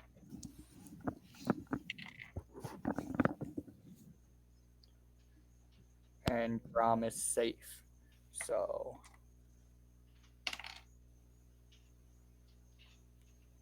Dave, you're going to take 6 points of piercing damage as this skeleton just jabs these bony fingers straight through your back and into your shoulder blade, trying to grab onto you.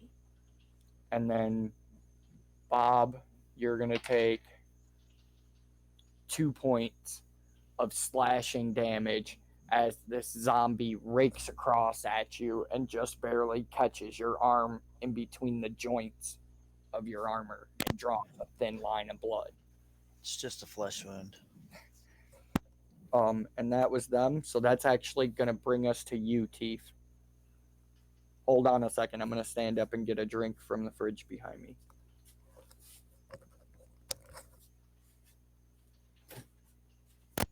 Teef, he's our man. If he can't do it, great. What's the top of the order?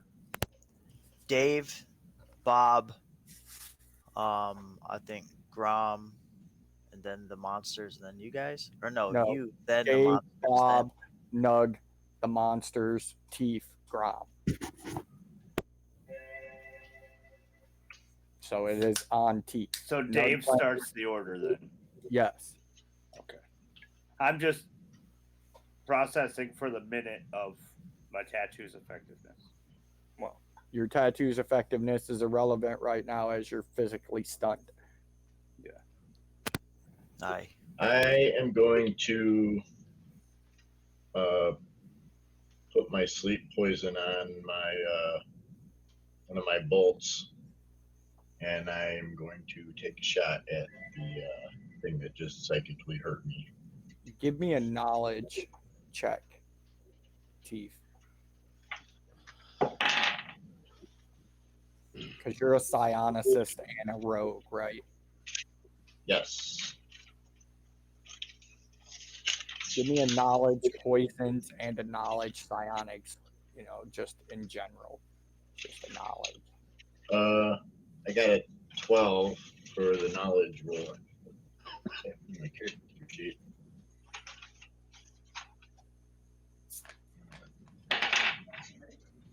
For psionics, I rolled a 9. So you know just enough to know that this thing is not going to be affected by anything but like the most deadliest poison known to man. Like these things are innately resistant to it, is what you remember.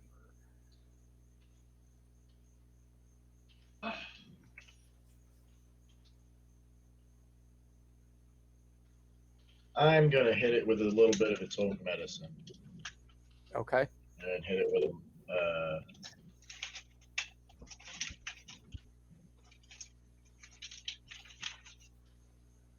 We are going to hit it with a psychic hammer. Okay. The target must succeed on a strength saving throw or take 1d6 force damage. Okay. What's your save DC?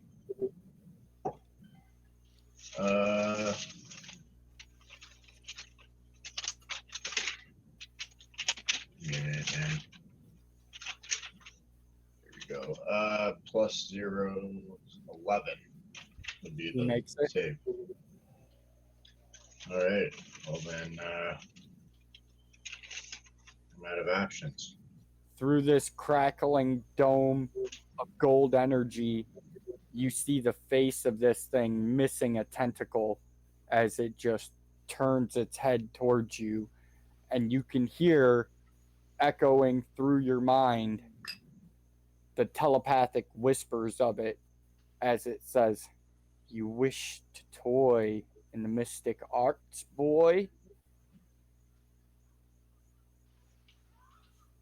And then I try to hide. Okay.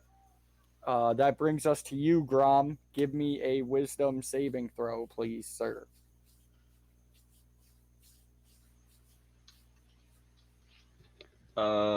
23. You beat the DC, and you, even more rapidly than the first time, you shake off this fog now. It's almost like I know this is bullshit. I've seen, no, I'm not going to believe it. And you see this thing standing in front of you with this crackling dome of golden energy surrounding it. This thing hasn't moved away from me, right? The dome itself has pushed you about 5 feet back, but it hasn't moved from the point it was standing in. Okay. I'll do the old, jump and downward strike on it and see if we can't cut the boy up. Ooh, not like that. 9.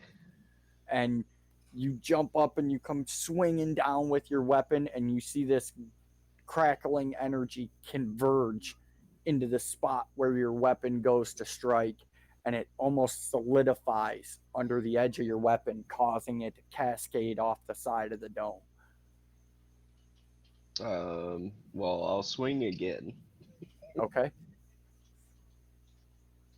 Shit, man. 11.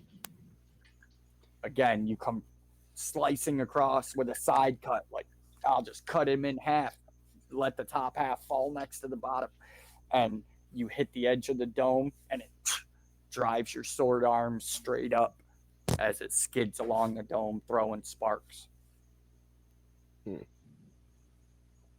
Okay. That's my turn. Okay.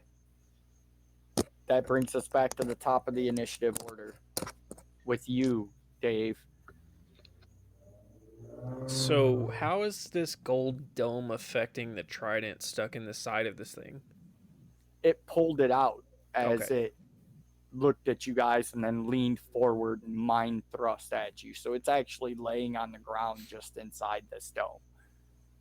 Can I do some kind of check or analyze it based on what Grom just did to know if this is something that's gonna stop us from hitting, or if this is just a shield that Grom couldn't overcome? You can try. I mean, I don't know what calculations or investigating you want to do, in difference to what he did. Like, You want to just try to reach out and put your hand through it instead Well, of swing I'm arm weapon at it? I'm Or basically are just trying to like- see if like Dave would know that being meta that Grom rolled for shit and that's why he missed, or if it's actually the fact that I can't get through the shield. You have no idea. You can make an intelligence roll and hope that you have an idea, but it's the same thing as it was with the other Alhoun. It's your mind telling you whether or not. Well, that's a 2, so I can definitely break through the shield with my axe. All right, go ahead.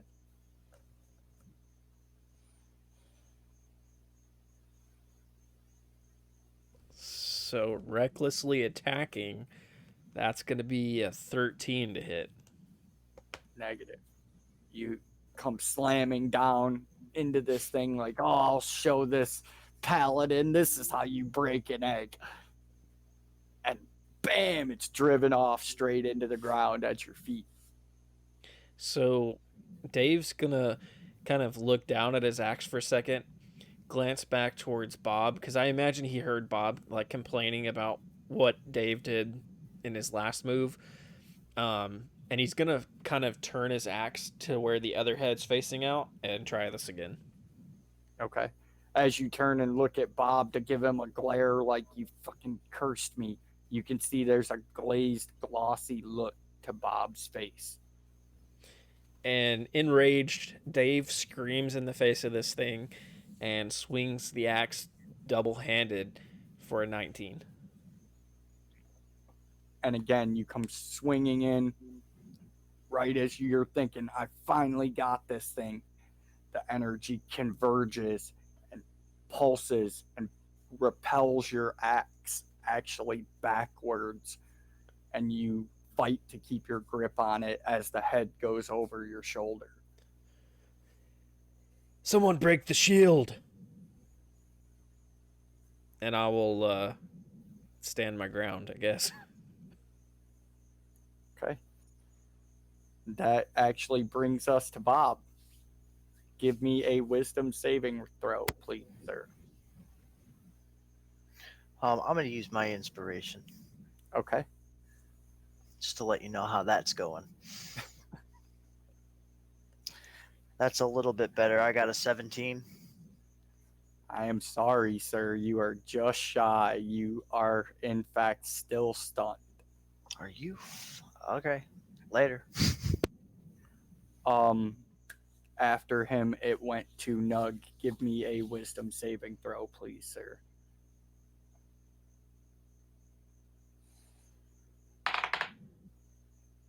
22. And your key actually brings you back. You feel your heart beating in your chest, and your mind instantly realigns the focus, and you see the fog just part ways through your mind's eye, and you're here engaged in everything.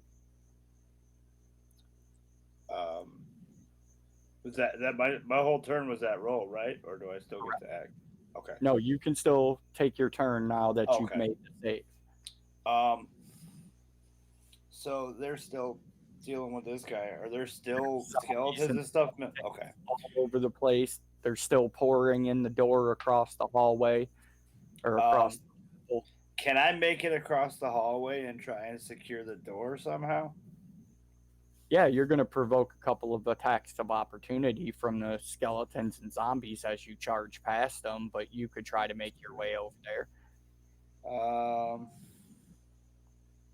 Just because about 15 that are making their way into the room across towards you guys and the Alhoun now. Well, I'm going to start making my way over that way, but I mean, if they're in my way, I'm just going to throw attacks. Okay, so you just want to move your movement speed and attack everything you can within range of that movement speed in a straight line towards the door. Yes. How much is your movement speed? 40. Okay, so you can make it 2/3 of the way there, making attacks at different creatures. So you could probably get enough of them to do full rounds of your attacks twice. Okay. All right. Okay.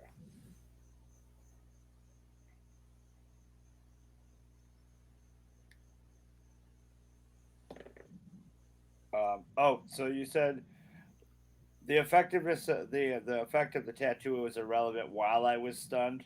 Right, because it didn't matter because you weren't able to make attacks to do Okay. things like that while you were stunned. But that round counts against it because it's on a full minute. Right. Exactly. Okay. All right. So the first attack is a 23. Yeah, you need a 15 to hit these guys, and they all have for hit sure. points. What's okay. 11 damage. Takes the first one out. All right. Second attack goes 15. Hits. 6. Oh, and 8 damage on that one. That one again. This time it's a zombie, and you smash it, and it falls to the ground, but it's still laying there. All right. Well, spend a key, finish it off. Okay. Unarmed strike number 1.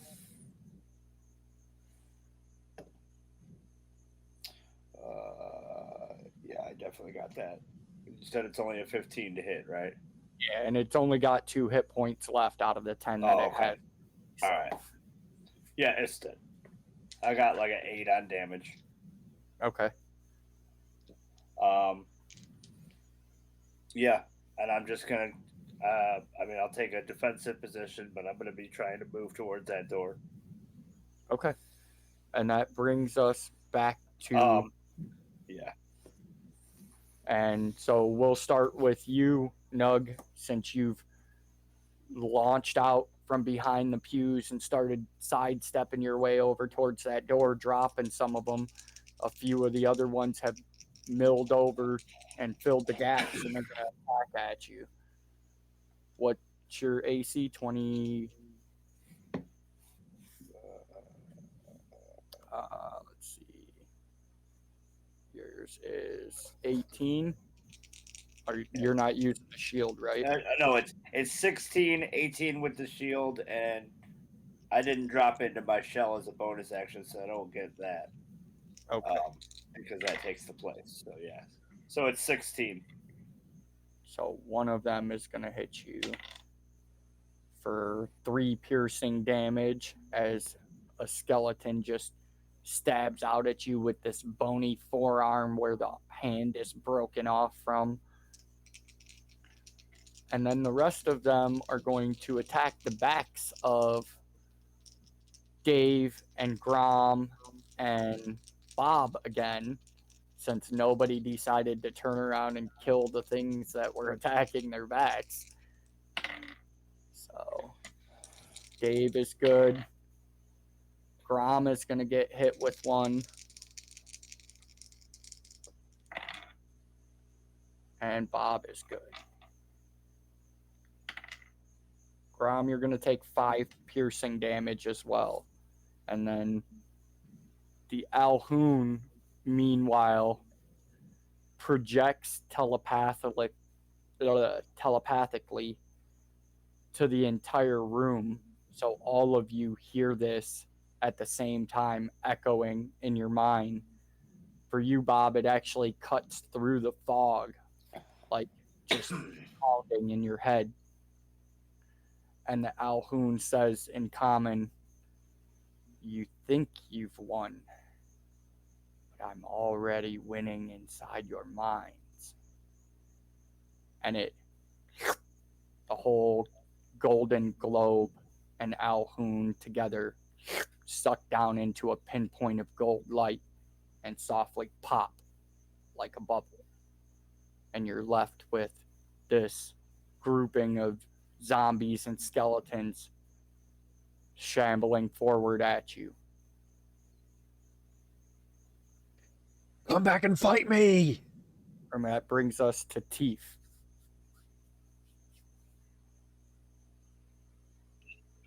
How much room do we have above us in this place? This chapel goes, the ceiling of it goes all the way up to the glass dome, which is 4 stories high, and there are balconies that line the entire chapel. And are there anything on these balconies, like Not zombies or anything? Not any creatures that you can see or anything you can see from where you are on the ground floor. You can just see these wooden banisters and alcoves where it looks like there's a platform or something up there. I'm gonna use my winged boots and I'm gonna go up to one of those alcoves. Okay. Which one do you want to fly up to? The one along the wall that you're alongside of, or the one across the wall above the door that's spilling zombies and skeletons? The one that I'm on. Okay. They're currently alongside. It's about 15 feet from floor level where you are up to that first balcony. And as you crest over what's the floor of the balcony, which would be your visual sight line, you can see that this balcony actually has a couple of very finely upholstered divans and ottomans for somebody to sit on and watch the religious proceedings.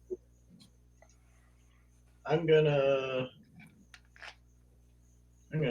take one and throw it over at some of the zombies. Okay, so Take you're one going of to those climb divans. the balcony and then grab an ottoman or a divan and throw it off the side and try to crush some zombies. Yep, none of my plans have worked, and Dave seems to be doing all right. So I'm gonna go fucking Full barbarian mode. Go, Okay. yeah, why not? Make a base attack roll. Because you are not, in fact, proficient. I'm gonna with use my inspiration point and re-roll that. All right. Third inspiration point of the game. So I rolled a 12 on the re-roll.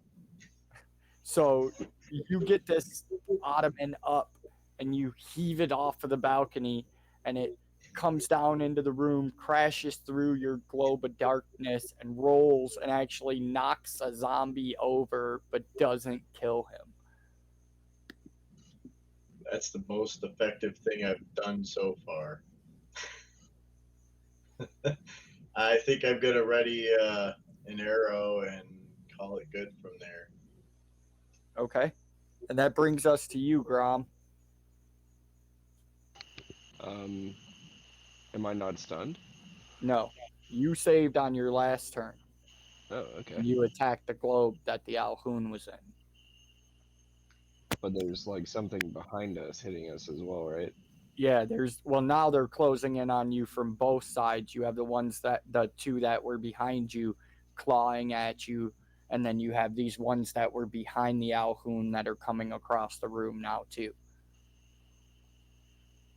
Well, I guess I'll attack one of the ones behind me. Okay, you need a 15 to hit these guys, and they have 10 hit points. Okay, so no Great Weapon Master.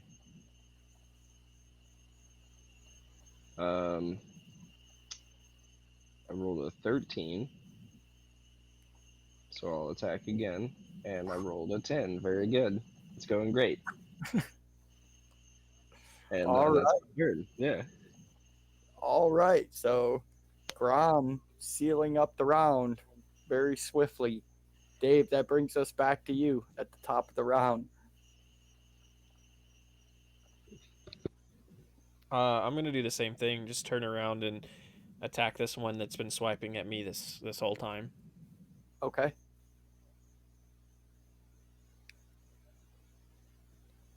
That is 19 to hit. That hits.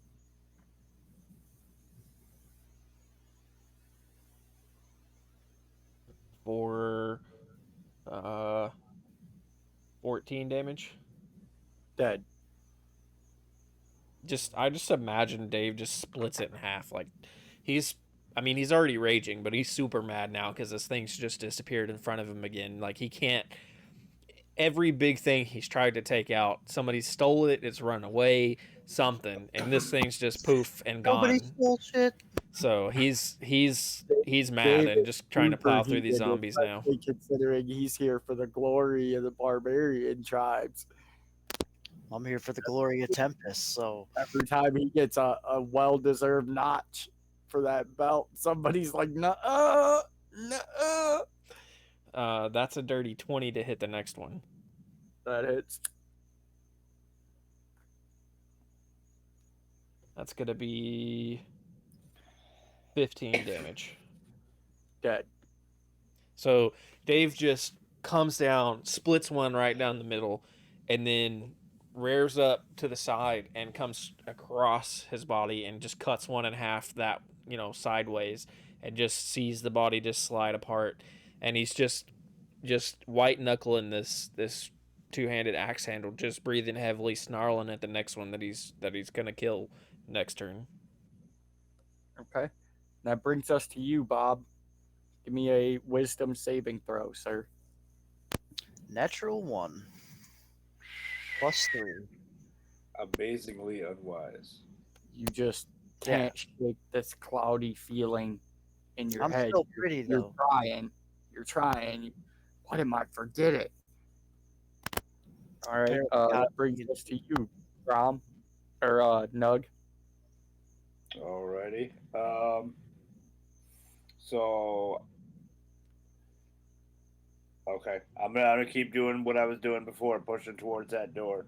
So this round, you could get to the door, and with your movement, you could close the door itself. That would take up the 40 feet you have available for available movement. You'll have to make a strength check to close that door against the press of them. And you can also, there's also enough of them for you to make your attacks. Okay. As you make your way to the door. So you want me to throw the attacks first? Yeah, go ahead and go through your attack sequence, then make your strength check for the door. Alrighty.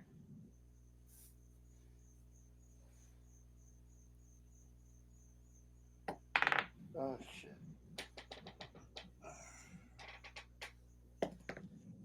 So the attack was a 19. It's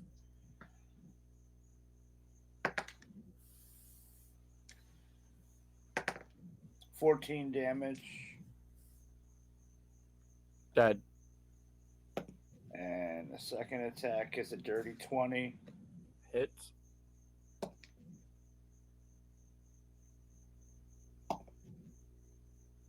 Eight damage. And that one falls and is wiggling across the ground again. All right, might as well finish it off. Spend a key point. Okay. Hit him with unarmed. 16. Mm-hmm. 10 damage. Over dead. For sure. Now you want a strength check to close the door? Yes, sir. Natural 20. Oh, beautiful. And you forcefully throw your weight against this door, driving it in, closing it, getting it really close. And then right at the edge, you've got to actually dig the claws of your toes into the stone and push against these creatures on the other side. You get it and close. And that's when you realize this door actually opened to your touch. It wasn't locked. There is no lock on it. Great. So now we have to find a way. So the door won't close. It'll close, but that's not going to stop them from the press of it opening again. Anybody got an immovable rod?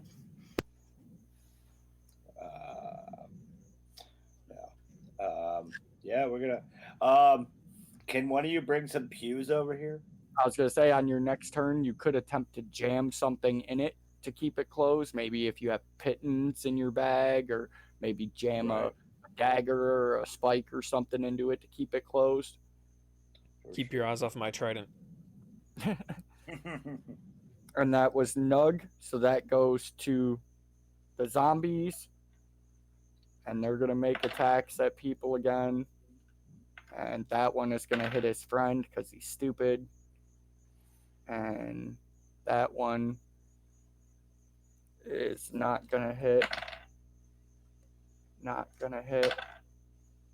That one will hit. So we're going to say that one was actually Dave, and you're going to take 6 points of piercing damage. And that one will hit as well, and that one was Grom, and you're going to take 5 points of piercing damage. As the room begins to thin out a little bit, you can see and differentiate between individual zombies and skeletons, as there's about 8 left in the room.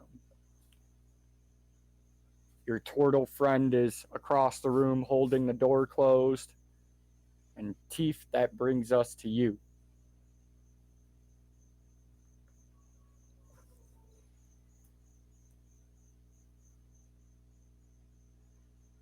I'm gonna look around on this balcony here, and I'm gonna try to find something I can toss over to Nug to help him keep that door closed. Well, again, there's more furniture down here on this balcony. There's probably 2 more ottomans and 2 dividends, or 2 divans, whatever they're called. But this is just a wooden door, right? Or is this correct. the double doors? No, this is just a wooden door with a pole handle on it. And is there anything like a candelabra that I could grab to wedge in there? Just comfortable seating here. All right, well, I'm going to start tossing furniture over his way, just off this balcony towards him, so we can at least get this shindig started. I'm just going to start heaving it. Everything I can grab. You can easily throw the ottomans off. You'll need to make a strength check to throw the divans off. That's a fail.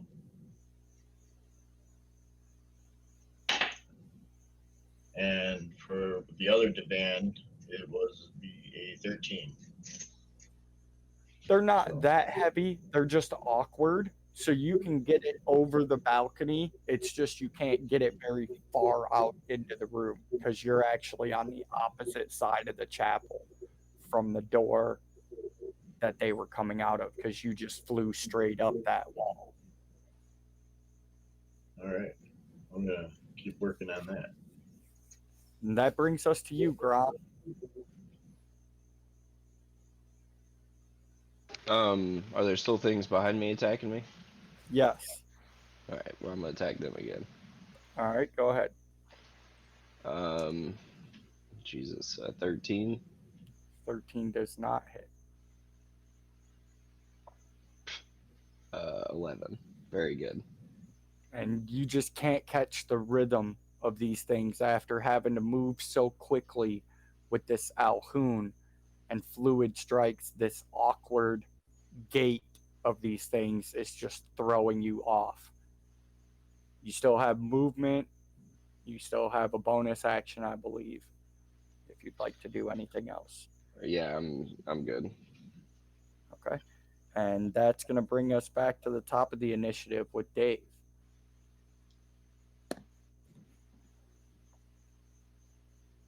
I'm gonna recklessly attack the first zombie closest to me. Maybe the one standing in front of Grom. Okay. For a 24 to hit. Oh, yeah.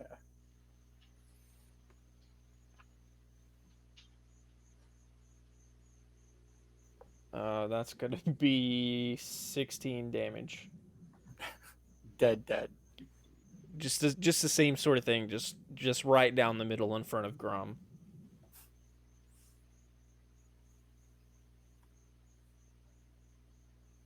Recklessly attack again. That's gonna be 12 to hit the second one. Unfortunately, not enough. So Dave slices this zombie or skeleton or whatever in front of Grom in half, gives him like a half smirk, as if like, hey, you're not hitting anything, but I'm just knocking him down. And he pivots on his heel to go hit another one that's coming up behind him. And as he does, his foot kind of steps on like some dust from the other one or some blood or something from the other one, and he slides just a bit and just completely misses this second one. Just doesn't even scrape, doesn't even touch, nothing, and it will absolutely not turn and look at Grom or Nug after that. Um, just as if he meant to do that. All right. That brings us back to you, Bob. Come on and give me that good wisdom. 6. Oh, All right, I'm changing my. So right now, my channel goal is to get a new animated emote slot. I'm changing it to get Bob new dice. You're oh, fuck. I don't know how yours are clicking, but it's like the first time in like 10 years. that yours have rolled that poorly consecutively. Oh, Yeah, I mine have feel just it. been. And you know what? They're my mini D20s, dude. Oh no! Like what the fuck? The betrayal. Yeah, dude. What? Like I hate like I'm about to quit right now for the night. Oh, come I'm on. I'm not happy. All right, that brings us to I think he you. needs a Nug. smoke break. Well, yeah, that too, because I'm watching everyone do it, and I can't. We'll go take a break. You're all the way back at the back of the rotation now, so you've Yeah, got to. oh, yeah. All right, Nug. You're holding All this right. door. You can feel the press of it against you, and a couple of these shambling zombies and skeletons have turned around in front of you. Okay. So, I can't really jump out without and grab this furniture without opening the door. Um, so I'm still gonna I'm kind of just holding the door at this point, but I'm gonna reach into my pocket and pull out a couple of ninja stars, a couple of shuriken, and just fire them off to the two, the two closest to me or So whatever. you're just leaning against the door, just throwing them bitches out into the Yep. chapel. Go ahead and make your attacks. 17. That hits.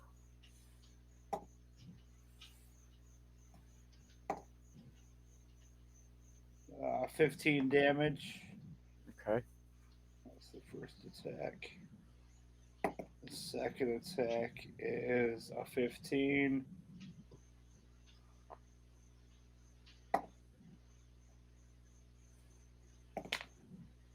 With 6 damage. So your eye just immediately picks out two of these zombies, and you're like, "Whew," and the first one lodges deep into the eye cavity of one of them and just drops this thing like a ton of bricks.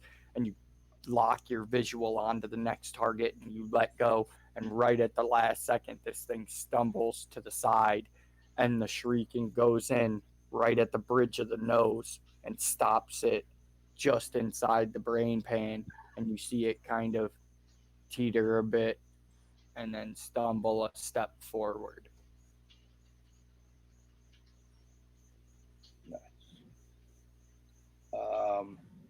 Okay. So I'm still holding a door. I did my attacks.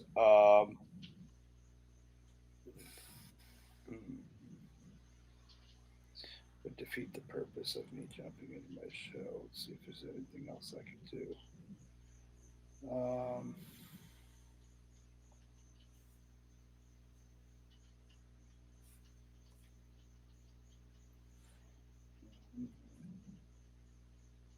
There's not really much else I can do because I still want to keep this door held for right now. Okay. Yeah, and I can't drop into my shell because it's gonna have the door open because I have nothing to brace myself against. Yeah, they'll just ping pong you across the floor. For sure. I mean, maybe I'll take them all out like kicking a turtle shell in Mario, but All right, Teef, we're back to you. You've now officially emptied this balcony. You're standing on this wooden balcony. There's a small wooden door off behind you, and nothing else as you survey the last 6 shambling creatures roaming around on the floor. I'm gonna use my boots to get back down there, and I'm gonna run over to the ones in front of Nug. And as I'm doing that, I'm pulling out my dagger so that I can use sneak attack on the one closest to me as I run over that way. Okay. I'm gonna swing for 13, 14, 15. That hits. All right, finally.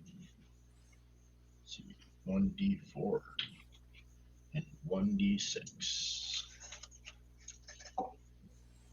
So I swing for a total of 5 damage. And you plunge your dagger into this zombie, ripping up into its rib cage, smelling this putrefied liquid that pours out of it, and it stumbles to the side and begins to try to turn around towards you. And then I'm gonna toss my other dagger over to Nug and tell him to use that to wedge the door closed. Okay. Anything else you want to do? Use movement, your actions. No, that's it for now. All right. That brings us to you, Grom. Well, I'm gonna, swing at the things behind me again, I guess. You've got one left standing in front of you. The other one was just split in half by Dave. Good. Thank Christ. 19. That hits. All right. 23 damage. You pulp this thing. This zombie actually just and sprays gore out from both sides. All right. I'll attack the God, what was it called? The Alhoon. It's gone. Oh, it's gone. Yeah, he disappeared. So after that thing is dead, there's no enemies around me. There's another skeleton that's in front of Bob, in front of, like, just to the side of you that you can attack. There's about 4 of these creatures left in the room. I'll attack the one near Bob then. All right, go ahead. 24 Hits. and 29 damage. Dead. Well, all right. That's my turn, I guess. Dave, we're back to the top again. You've got one of these things still standing in front of you that you just missed with your axe. There's another one out in the middle of the floor. And then there's actually 2 wounded ones being engaged by Nug and Teef right now. So Dave's gonna swing and hit this one that he just missed. He's 19 to hit for 8 damage. And you clop this thing in half, and the torso goes flying across the way, sliding across the floor. And as it comes to a stop, you see the head and shoulders and torso of this zombie lift its head up and start dragging its torso back across the floor towards its legs.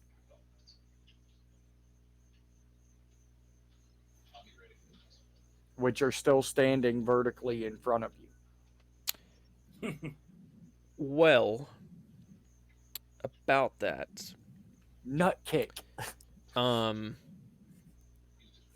Dave is going to intercept this thing halfway.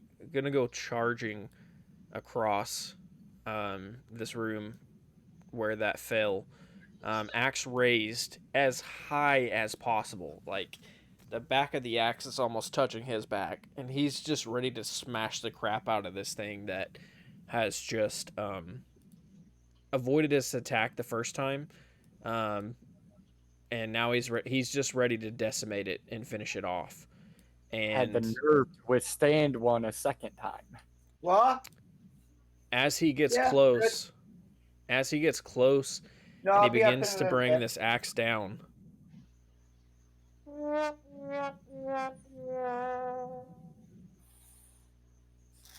He'll roll 2 nat ones as his reckless attack, just stepping on one of the skulls of one of the things he's already killed, and just going sliding out of the way.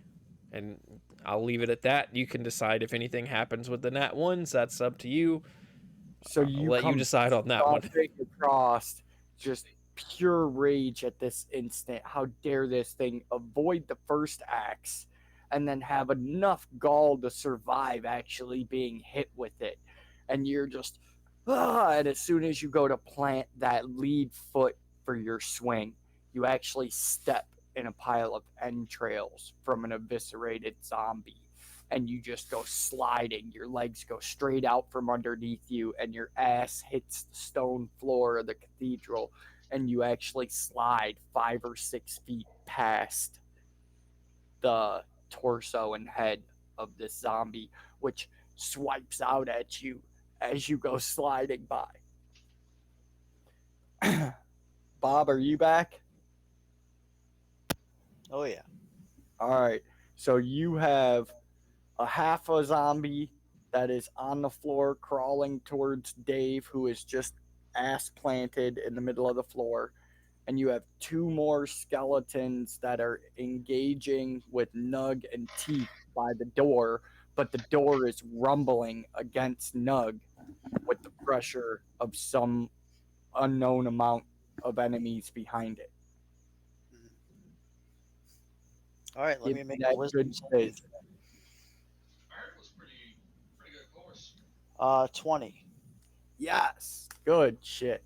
And you finally pull the cobwebs away from your mind just in time for things to clear up, for you to see the Alhoon has vanished, and there are still a few enemy combatants around the room. The ones in the closest predicament right now appear to be Nug and Teeth, as they're fighting on 2 fronts, trying to hold this door closed and kill these skeletons. There's no more skeletons around me. No, Grom just killed the last one in front of you. What about the one in front of Dave? How far away from has everybody moved away from me now? Well, Dave moved away from you. Nug moved away from you a few turns ago, Yeah. and Grom is still right next to you. Dave is probably only 25 feet away from you. Nug and Teeth and the skeletons are probably 35 feet away from you. And Dave is Dave is tussling with a guy and just fell down. Dave missed his attack and fell on his ass, and now this half a zombie is crawling towards him, trying to get to him. And there's enemies on the balcony where Teeth is, or Teeth's just scrambling trying to find stuff to throw to Nug. Teeth has moved down and is actually trying to help Nug at the door. And there's enemies pushing that door, trying to get it open. And there's 2 skeletons on the ground fighting with Nug and Teeth in front of that door. And how far away is the door? About 40 foot from me. The door itself would be 40 foot. Them engaged in combat right there would probably be about 35 feet. Where's this trident? Laying on the floor about 5 to 6 feet in front of you, where the Alhoon was.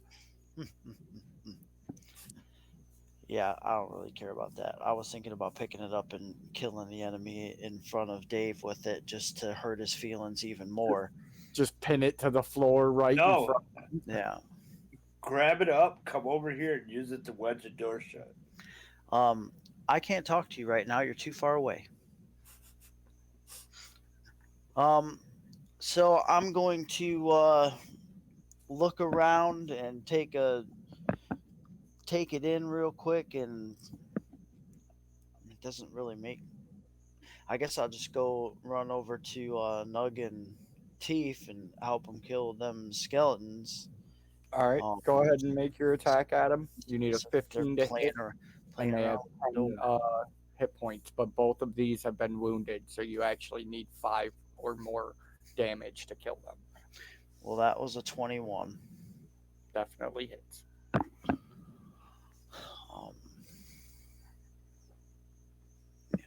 for 8 damage. Dead. And my next attack. Why the fuck am I rolling so good now? That's a 27 Hits, for 9 damage. and you behead the second skeleton, like sliding in Zorro style, whoosh, taking the head off the second one right in front of Teeth as he's throwing a dagger with one hand at Nug and stabbing with the other one at this skeleton. You're just like, whoosh, and the head goes rolling off to the side. And we're going to go ahead and call that as officially out of combat because Dave can stand up on his next turn and stomp down on this last half a remaining skeleton. You guys are at the door right now. You need to make another strength check to hold this door closed. And the rest of you can assist him if you want. So you can give yourself an added D4. And then you have pretty much this roll and a round before you'll have to make it again to figure out how you're going to either keep this door closed or deal with the horde on the other side of it. Because standing up against it, Nug, you know just from the pressure on it and the sounds, there's a few dozen of these things behind the door at least. I get an extra D4 on that with the assist? Yes. Yes.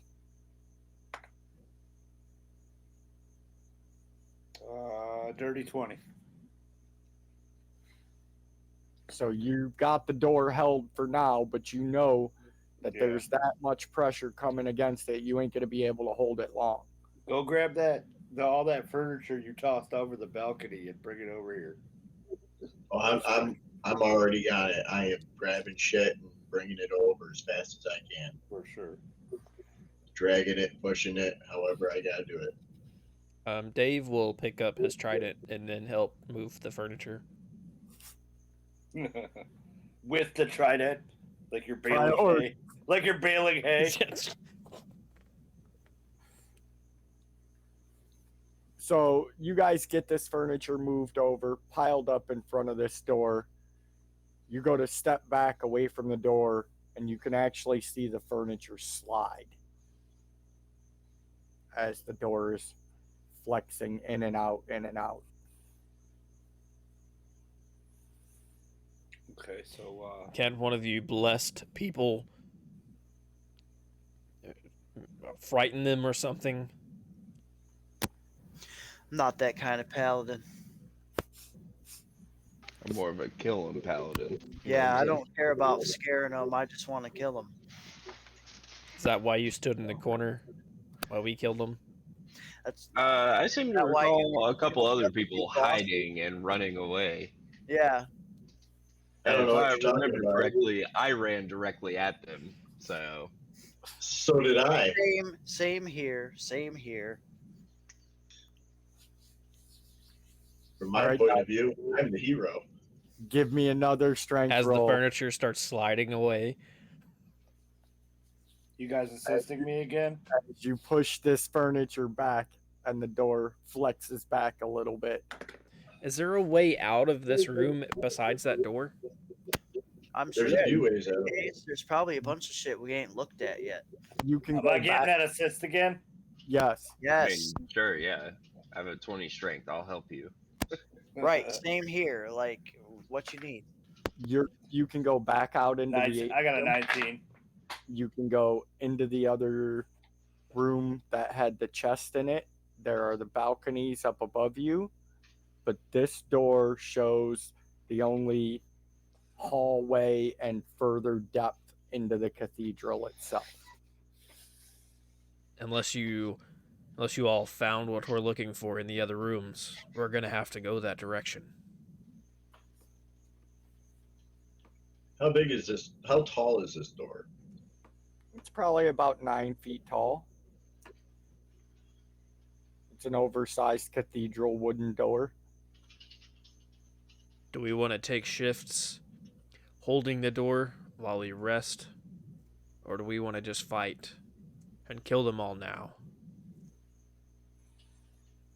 Does anyone have anything flammable? Well, yeah, we don't have any pyromancers. We probably all have flasks of oil or whatever that come with our fucking bags. I feel like we Right. need a bomb. And we got torches. Yeah.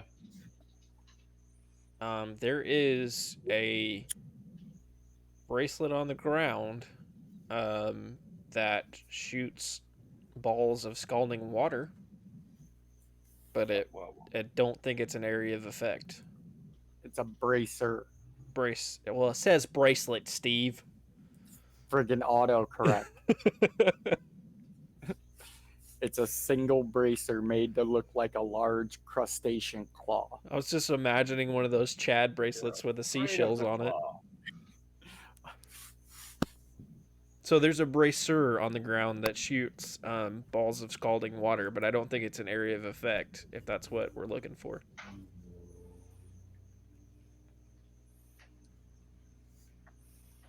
I mean, can we take this door off its hinges and just use it to push through and push them back? Push them back to where we'll die. It goes back to the water. No, that's the main door that Oh. you're thinking This of. goes one farther in. deeper into the complex and actually to the kitchens and pantry and stuff. That Yeah, it's the same hallway I was down before. So if we can take this door off its hinges and push the zombies back, if we can get them into a spot where we can just take them all out or whatever. A well-placed strike at the hinge points might let you clear enough to go off the hinges and down the corridor with it. Everybody get out your oil, dump it on the damn floor, open the fucking door, and light it on fire. I ain't dehinging a door. I don't know how craftsmanship works. I just know how to kill shit. I like the oil idea. I think that's going to be our best bet. Does everyone have oil? I don't think I do. I don't think so. Pretty sure I got one. It depends on what pack or kit you're carrying. I think Dungeoneers packs have them. Maybe Explorers packs. I'm not sure. I didn't see anything in the Explorer's pack. Does Grom have any oil? It's not in the Explorer's pack. It was his idea. I don't. I don't. Give yourself an orcish inspiration point, sir. That is fan-fucking-tastic. That is great. So whatever. I mean, the furniture's sliding. Let's just make a break for it. And whatever. We let them bottleneck. They're going to come in through one singular point. We can all stand right there and just smash down on everything that comes through the fucking door. Dave gets I got two flasks of oil in my burglar's backpack. Let's not even mess with that unless we have to. Yeah, Dave- just put the big guys up front and we can smash them. As you're saying this, Dave it's just like got that biggest smile on his face, just ready to go. All right. All right, Anybody so you wanna guys get- will effectively have a surprise round that you can enact on them, since you'll be yanking this door open at the last second. So you can go ahead and decide amongst yourself what the order of operations is going to be. Everybody's going to get off one action and or attack before this horde presses into the room, if it presses into the room. So you guys go ahead and decide. You can go in the order that you had from initiative prior, or you can strategically set yourselves up for who's going to do what after whose action. How many enemies are we talking? You are the one that was holding the door closed, and from the sounds and the pressure of it, you think there's at least a couple dozen. on the other side of this door, if not more. A couple dozen. I mean, if this is how we die. Yeah, I right. think Teef and Nug kind of open the door and try to keep it as few coming through as possible, as Bob, Grom, and Dave pick the ones off that do get through, that do come through. That's Well, we that's should my opinion. we should like the three of us, the big guys, should basically be a Yeah. barricade. And you're Yeah. right. One of the other guys should definitely open the door and then allow us to like move forward to like really block the door and not allow It- them to just pour in. I And mean, that works for me too. Whatever keeps as few of them on us at Or at or once. we could all just go get up on that balcony and let them flood in and take them all out from above. I have no ranged I like weapons. that idea too. Dave Yeah. has one ranged weapon since someone else threw the other one into the ocean. you're suggesting that 3 melee guys take them out from above. Yeah, go for the Fantastic. high ground. We'll just throw the Grom and turtles Dave out. will hold Bob's feet while he swings his sword. Yeah. Just don't let go. So I think jamming the door will be more fun for everybody as well. You know, we get to do the killing. That's always good. Are we taking shifts? Or are we just making like a semicircle and just mowing yeah. them down? Yeah, Yeah. like we Yeah, make we're a gonna little open the semicircle. door and we're gonna start swinging. It's old schoolyard push around, huh? Pretty Mhm. much. Right. Got Red ourselves a Rover, mech- Red Rover, let the zombies come over. It's the gauntlet. So in preparation for this, though, if we do get a free turn, I want to heal myself. Go for it. Hold on 1 second. I'm checking what speed Shield of Faith is, because I think it's a bonus action. I believe it's a bonus action. All right, let's assume it is then. I'm gonna cast Cure Wounds 2nd level on myself. Okay. So 3d8. I get 20 hit points, and I'm gonna cast Shield of Faith as a bonus action. Which is going to give you a deflection bonus to your AC, right? It gives me 2 AC, and I have to concentrate on it for Right. 10 minutes. Gotcha. Bringing your AC effectively up to a 22. Yes. Copy that. Anybody else wanting to do any preparations before you open the door? Yeah, I think I do. I'm going to lay on hands myself. Okay. Is that what they're calling it nowadays? Yeah, touch yourself. In Tempest terms, yeah. Laying hands. Why you want to catch them? Oh, I don't And want anybody else. I think that's it. I Okay. definitely want to pop a heel pop How myself. tall is this corridor again?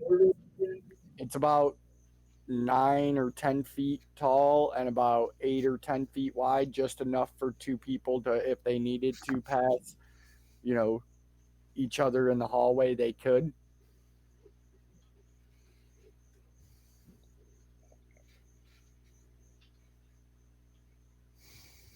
Think old church hallway. Yeah.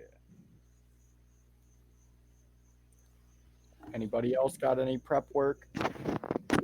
Just popping, healing, Just that pop. heel Bob's rubbing his shoulders, flexing under his chainmail. Grom's over here casting good holy old time. moments on himself. Yeah, I'm freaking ready, dude. Me too. All right, I'm so what's almost your- at full health. Let's roll. What's your action operation going to be? Who's opening the door? Obviously, the 3 of you are going to be up front with readied actions to attack. And Yeah. then Teef, Nug, who's opening the door? Who's lining up a ranged or, special ability or what's going on? So me and whoever's opening the door will be in the front, and then Bob and Dave will be behind us. They'll allow the person to open the door to get through them, and then close the gap in the corridor behind me. Okay. I could take a ranged position above Less and about behind. It's less about opening a door and more about letting the door open because they're pushing through. So all we really have to do is take ourselves A off the door. 3-foot step back. Oh, okay. Actually, Nug, you could probably go from the side and kick the furniture out from in front of the door, which For would sure. ease up the pressure enough for the door to open and them to be there to receive it. Yeah. So But do we want to move the furniture completely so the door swings wide, or do we want to have a bottleneck through that small space, like the door partially closed until they, actually come through? And I mean, if they're beating on that door, chances are, if it opens a little bit, it's going to open all the way. Like once you give a little bit, a bunch of people pushing on a door, it's just going to swing open. Let's just and open looking it at the and size swing. of your companions, you're pretty confident that their bulk can fill up the majority of this doorway. right. Okay. Right. So is that what So- I'm doing? I'm kicking this furniture out of the way. Make me a strength check. You could do that, or you could tie a rope to it and stand behind us and just pull it out. So Yeah, that works too. Yeah, it's gonna take an extra. By the time you do that, the door's gonna be open. Either way, give me a strength check, whether you want to pull it out with a rope or kick it. Yeah, I'm just gonna kick it. No VIP. Let's kick it. Strength check. Where's my books? 22. And it just bursts off to the side. You just kick it right in the middle of one of those divans, and it pushes all these ottomans in a flow off to the side, and the door begins to swing open, and the three of you up front are greeted by just a sea of shambling, rotted bone heads waving back and forth as the press comes forward. So we'll go in the same order from before. Dave, give me your readied. Then Bob will give me his readied. Then Teef will give me his. And then Grom will give me his. Actually, we'll switch those since you three are up front. So it'll go Dave, Bob, Grom, Teef. Are we getting a full action or just one? You get one action or attack before the swarm begins to come into the room. All right, it's 25 to hit. Definitely That's hits. only 5 damage though. So you swing in at the mass of them and you chop the top half of one from shoulder to waist, and it slides down like this off to the side, and the body begins to stumble into the room. Bob. Yeah, Bob just swings with all of his might. Okay. The first attack will miss. All right. The second attack is No, just one action. Oh, okay. Next, it's going to go to Grom. I mean, do I have something to attack? Yeah, this door is open now, and there's a bunch of these zombies Hell yeah. and skeletons trying to pour Hell their way yeah. into the room. All right, I'm not going to move. I'm gonna wait for one to come to me, but I want to attack it. All right, go for it. Well, nab 1. So All right, I'll attack again. No, it's just this is the surprise action. You guys. Oh, each gotcha. get one action. This is going well, guys. All right, Teef. 3. All right, Teef. Save the whole fucking game right now because you just watched all 3 of your meat shields whiff as this door. Hey, of- whoa! I hit something. So it's on me then, right? Yes, sir. Oh man, you guys are screwed. Your fucking hand. So I'm gonna go ahead and I'm gonna hit them with an energy beam. Okay. Oh shit. That's what. And I rolled a 13 plus 14. So I rolled a 15 or 14 That hits. altogether. A 14. All right, 14 altogether. A 14 does not hit. You need a Oh. 15 to hit the zombies and skeletons. That sucks. That sucks. You go to let this burst of energy come out of you, and you can't see an area to focus the beam in between your companions engaged at this door. All right, so the first two and then the one from the second rank are gonna swipe at the three of you in front of the door, and none of them hit. So that brings us all the way back to the top of the initiative order. So that's gonna go Dave, Bob, Grom, Nug, Teeth. And they're slowly pushing out into the room. First attack is reckless for 22 to hit. Hits. We get a new D10, so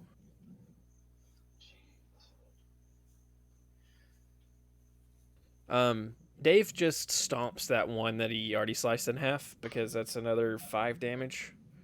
And Okay. tries to finish it off, hopefully.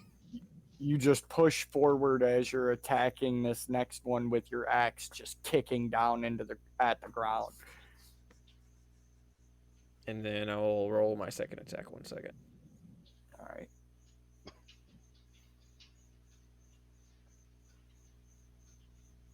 That's a 24 to hit. Hits. For 7 damage.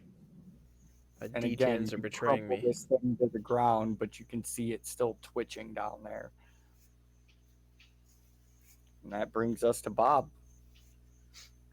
All right, Bob starts swinging. Swing away, Meryl. Swing away. 9 and 9 is 18. That hits. For where's my character sheet?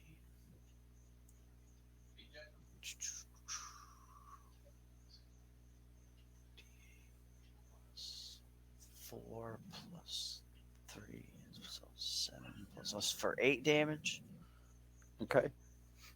And So then we'll say that's the one that Dave just slashed at and knocked down. And as it's going towards the ground, you, with a flick back of your sword, take the head off the skeleton and then stab forward into the next one coming out of the room. Go ahead and make your next attack.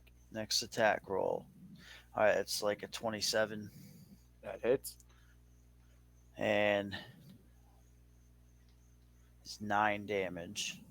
And you drop this one to the ground, stabbing it through the head, and you can see it laying there, twitching and convulsing as the rest of the horde begins to push its way over top of it.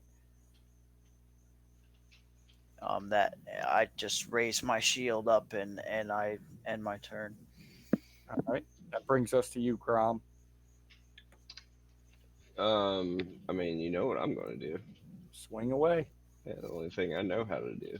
Oh, nat 20, baby. Let's go. Woo! There you go. Let's get those crits going. I mean, it's going to be a lot of damage. These things don't have a lot of health, right? They have 10 hit points each. Yeah, I mean, that thing's dead. Yeah. Oh, fucking Google didn't even work. There we go. 34 damage on that first hit. So You're wielding a hammer, right? Or a sword. That's a two-handed greatsword of warning. And so you swing with so much force and velocity coming through, cutting this thing in half. Actually, the parts of it, the set of legs and the torso, as this zombie separate, are hit with so much force that they actually push the next two creatures back 5 feet as it just separates and flies backward into the hallway. So you can actually take a 5-foot step forward if you want. Actually cleared a little space in front of you. Yeah. If I can block the doorway even more, I want to do that.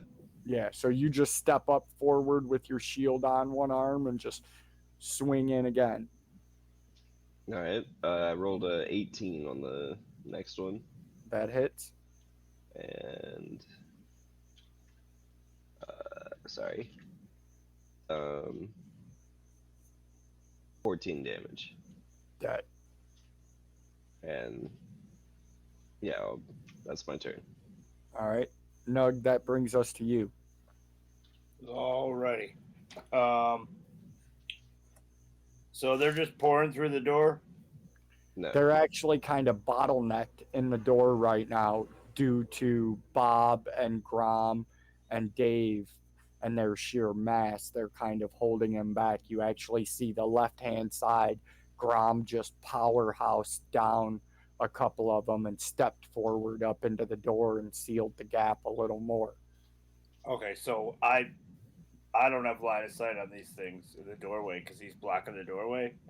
They're all in like a semicircle around the door. So these things Okay. are getting out the jam and then getting to them, and they're just beating them down. The bodies are beginning to pile up. Okay. But you could easily make a ranged attack or walk up behind one of them and be in range to attack these things as they come out. Yeah. Let's fire off some range attacks. I'll do some shurikens. All right. Since the tattoo something effects bit don't work me. right. Yeah, the tattoo effects don't work Yes. right now. So. All right. Yeah. So. Well, your tattoo effects work. You're not stunned anymore. It hasn't been more than a minute. Yeah, but combat ended from that last one, though, right? Just in the sequence of events of you guys didn't need to track in initiative order because you had a breath while that door was closed. It wasn't actually a stop in combat. You just had a pause where you guys could grab a breath and make a battle tactic. Oh, okay. Well, in that case, yeah, we'll do the shuriken, but I'll add the extra damage. Okay. I think we're on like round 7 without the break, so yeah. What is it? 3 more rounds? Yeah, and it'll be extra a minute damage or whatever. Okay, so 24 to hit. That hits. On the first attack. 12 damage. Dead. Okay.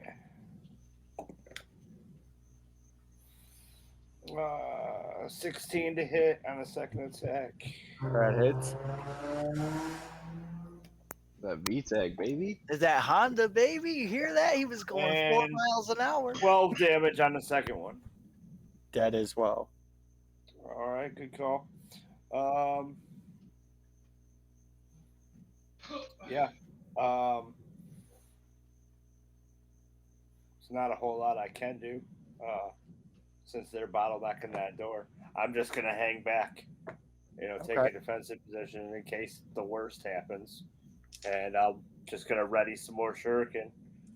All right. Chief, that brings us to you. Right as you get caught by the cough. Of course.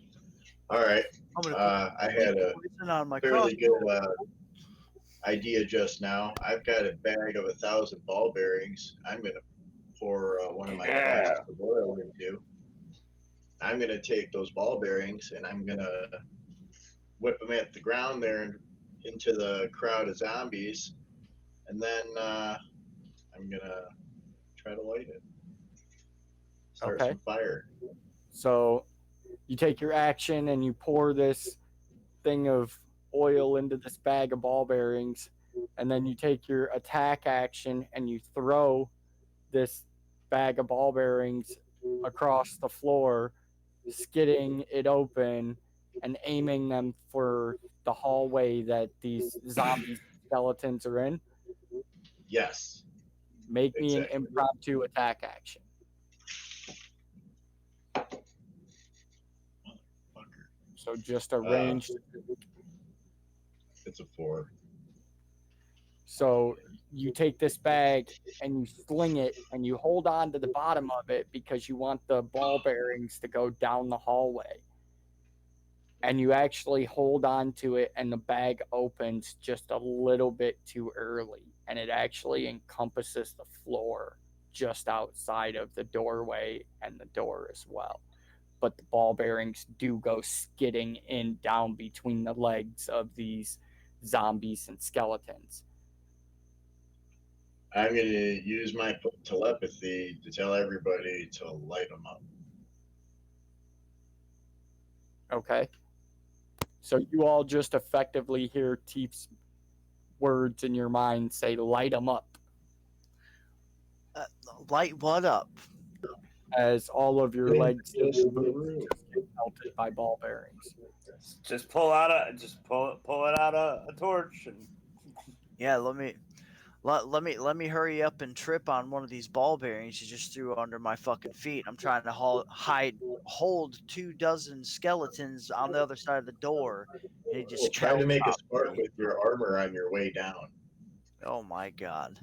So that brings us to the top of the initiative order again to Dave. So now the floor around you is littered not only with zombie and skeleton corpses, but with oil-soaked ball bearings. So Dave's not really sure how he feels about having flaming zombies coming at him. So he's just gonna swing away with his axe again. Go for it.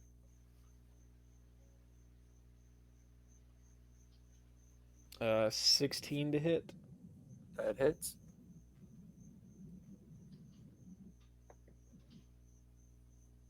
Nine damage.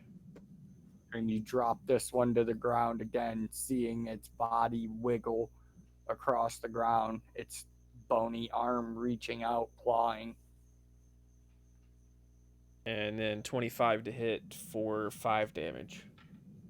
And you cut another zombie in half, turning it into just a torso separated from legs again as it on the ground. Dave's getting frustrated, but he's trying to keep his his composure a little bit, not to waste a rage. But he is definitely getting frustrated that he's not able to drop these zombies fully. Bob, that brings us to you. You see Dave chop down these two zombies, this zombie and this skeleton, and they both fall to the ground and they're still rolling around and moaning on the ground. And you go to square up for your next attack, and for the first time, you can actually see the back of this horde behind the door in the hallway. It looks like to you they're probably only 2 or 3 more deep. And a soft feeling of assurance washes over you like, Tempest is with me. We can do this. Tempest never left me. He has a plan. So I mean, I'm just gonna keep charging forward. Like I imagine right now that there's only a little bit of room in between me and Grom, and Dave in the middle, kind of behind us, since I have a shield and I'm up on the right side. So I'm just gonna keep pressing forward and carefully not to walk outside of the door and get carried away. But I'm just gonna keep Okay. crushing shit in front of me. Go for it. Nat 20. Whoo! Hit that crit damage, boy. 6 plus 7 is 13, 26 damage.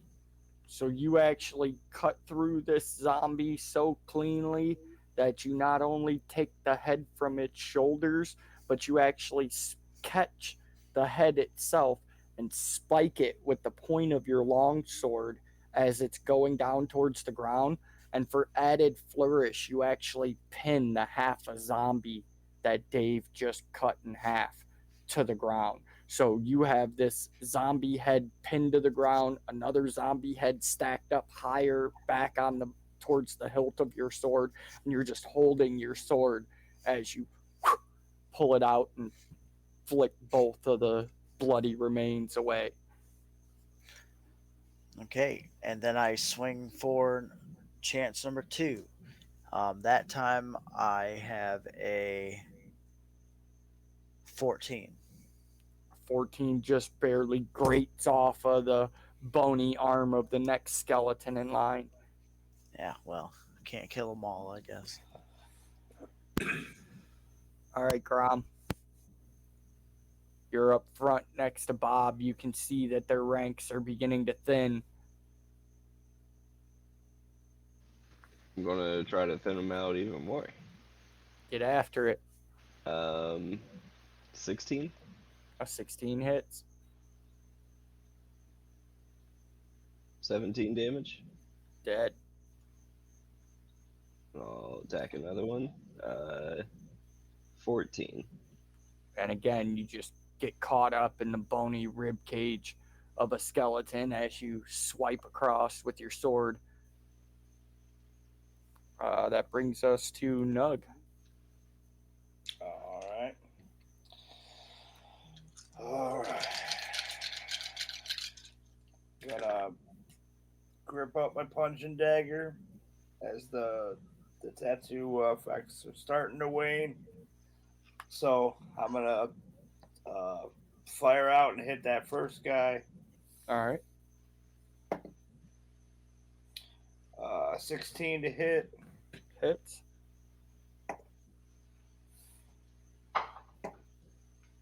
Eight damage. And you cripple another one. It falls to the ground and it's groaning as it's trying to crawl over the bodies of its friends. Okay, gonna spend a key and finish Okay. him off. 17 to hit. Hits. 9 damage. And you actually stomp on his head. And as you stomp his head into the ground, you actually crush another one that was on the ground that only had 2 hit points left. The bone of its skull just crumples underneath your foot when it passes through the zombie. Nice. And then I'm going to turn my attention to another one and pull my second attack. And that is a 15. On the nose. Damn. 7. 9 damage.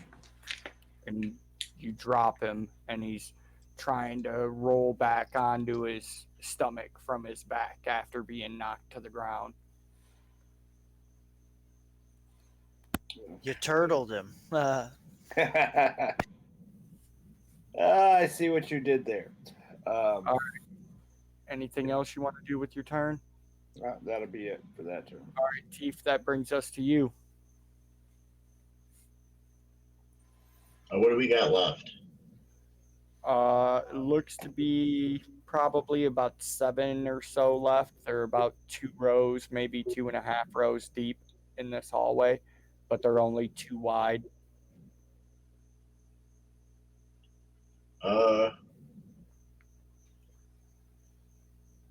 Yeah, I just want to set them all on fire. How about some more well lubricated ball bearings? I think I used them all on that. You better believe I'm going to be collecting those after this is over. 1,000 BB pickup. Yeah, Jesus Christ. Well, there you guys go. That's what you get a long rest at. All teeth is picking up 1,000 ball bearings. Oh my God. No, Ooh, a ball bearing. Ooh, a ball bearing. Oh, ball bearing. I'm gonna take a shot, I guess, at one of the ones in the hallway from where I'm at. All right, go ahead and make your attack. It misses. Okay. I'm That done. brings us That's all back. I Not got. doing too hot. That's it. That's all I got. Where's all that psionic energy at? Cyanic, fucking bows, whatever. A miss is a miss. I'll fail whatever. I don't care. All right, Dave, you're up.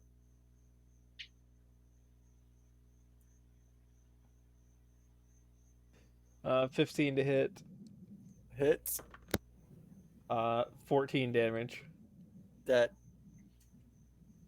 6 left. 22 to hit. Hits. 10 damage. On the money, kills it. This As is a this bonus is the action, first one that he's killed that First round that he kind got of both. struggles. Like he hits it and he's like, this is gonna. It's like you can see that thought in his head. Like this one's gonna make it too, and he just almost gets that rage built up in him, and he just pushes the axe a little deeper before that one falls over and goes down. as a bonus action, he throws a little mini fit and he kicks the skull off of the other one that I pinned down to the ground. He goes, God damn it! Rah, rah, rah." He's already tossing as many birds your way as he can. I know, I seen him. All right, I got 20 to hit. That hits. Dirty for 9 damage. And you drop this one to the ground. You can see it trying to struggle to get up. And then I got 22 to hit. And, ooh, yeah. This one is still going to be way dead. Because that's 15 damage. So your second attack, you pick up a second target. It's a skeleton, and you swing across and you cut through the vertebrae of its spinal cord, severing it in half and breaking the unholy connection that keeps it alive. But at the same point, you actually take your shield and drop it down to the ground to stop the body from falling up against you. In the meantime, you crush the skull of the zombie that you just dropped to the ground priorly, and they both die. Sometimes you kill both enemies with both attacks. Sometimes you don't kill any with any attacks. All right. Bob will flip the bird over to Dave. Grom, you're up. More chopping. Chop, chop, chop. Yeah, 14 again. And you just catch the shoulder of this skeleton, and your sword almost for a minute gets lodged up in the bones of it, and you yank it back out. 21. That one definitely hits. For 14 damage. And it just, you take the whole top half of the skeleton apart in shards as you rip your sword across in front of you, frustrated that it got hung up the first time. And that's it. 3 left. Nug, you're up. Alrighty. So he's gonna bring his hands together. This is the last of his tattoo abilities. So he rubs a tattoo on his neck, puts his weapons away, and starts forming his arms together. First attack, we're looking at a 24. That hits.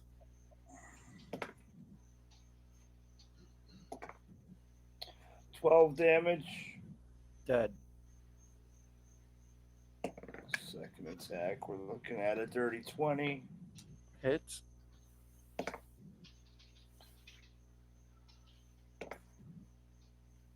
13 damage. That Nice. one Alrighty. remains, Teef, as it shambles forward into the edge of the doorway, becoming illuminated by the chapel itself as it tries to struggle up the mountain of corpses that are piled up. Don't What would worry, you like Chief. I got it. Yeah. I'm gonna step aside and be like, "All right, Dave, it's all you, bro." Oh. Oh crap! Dave,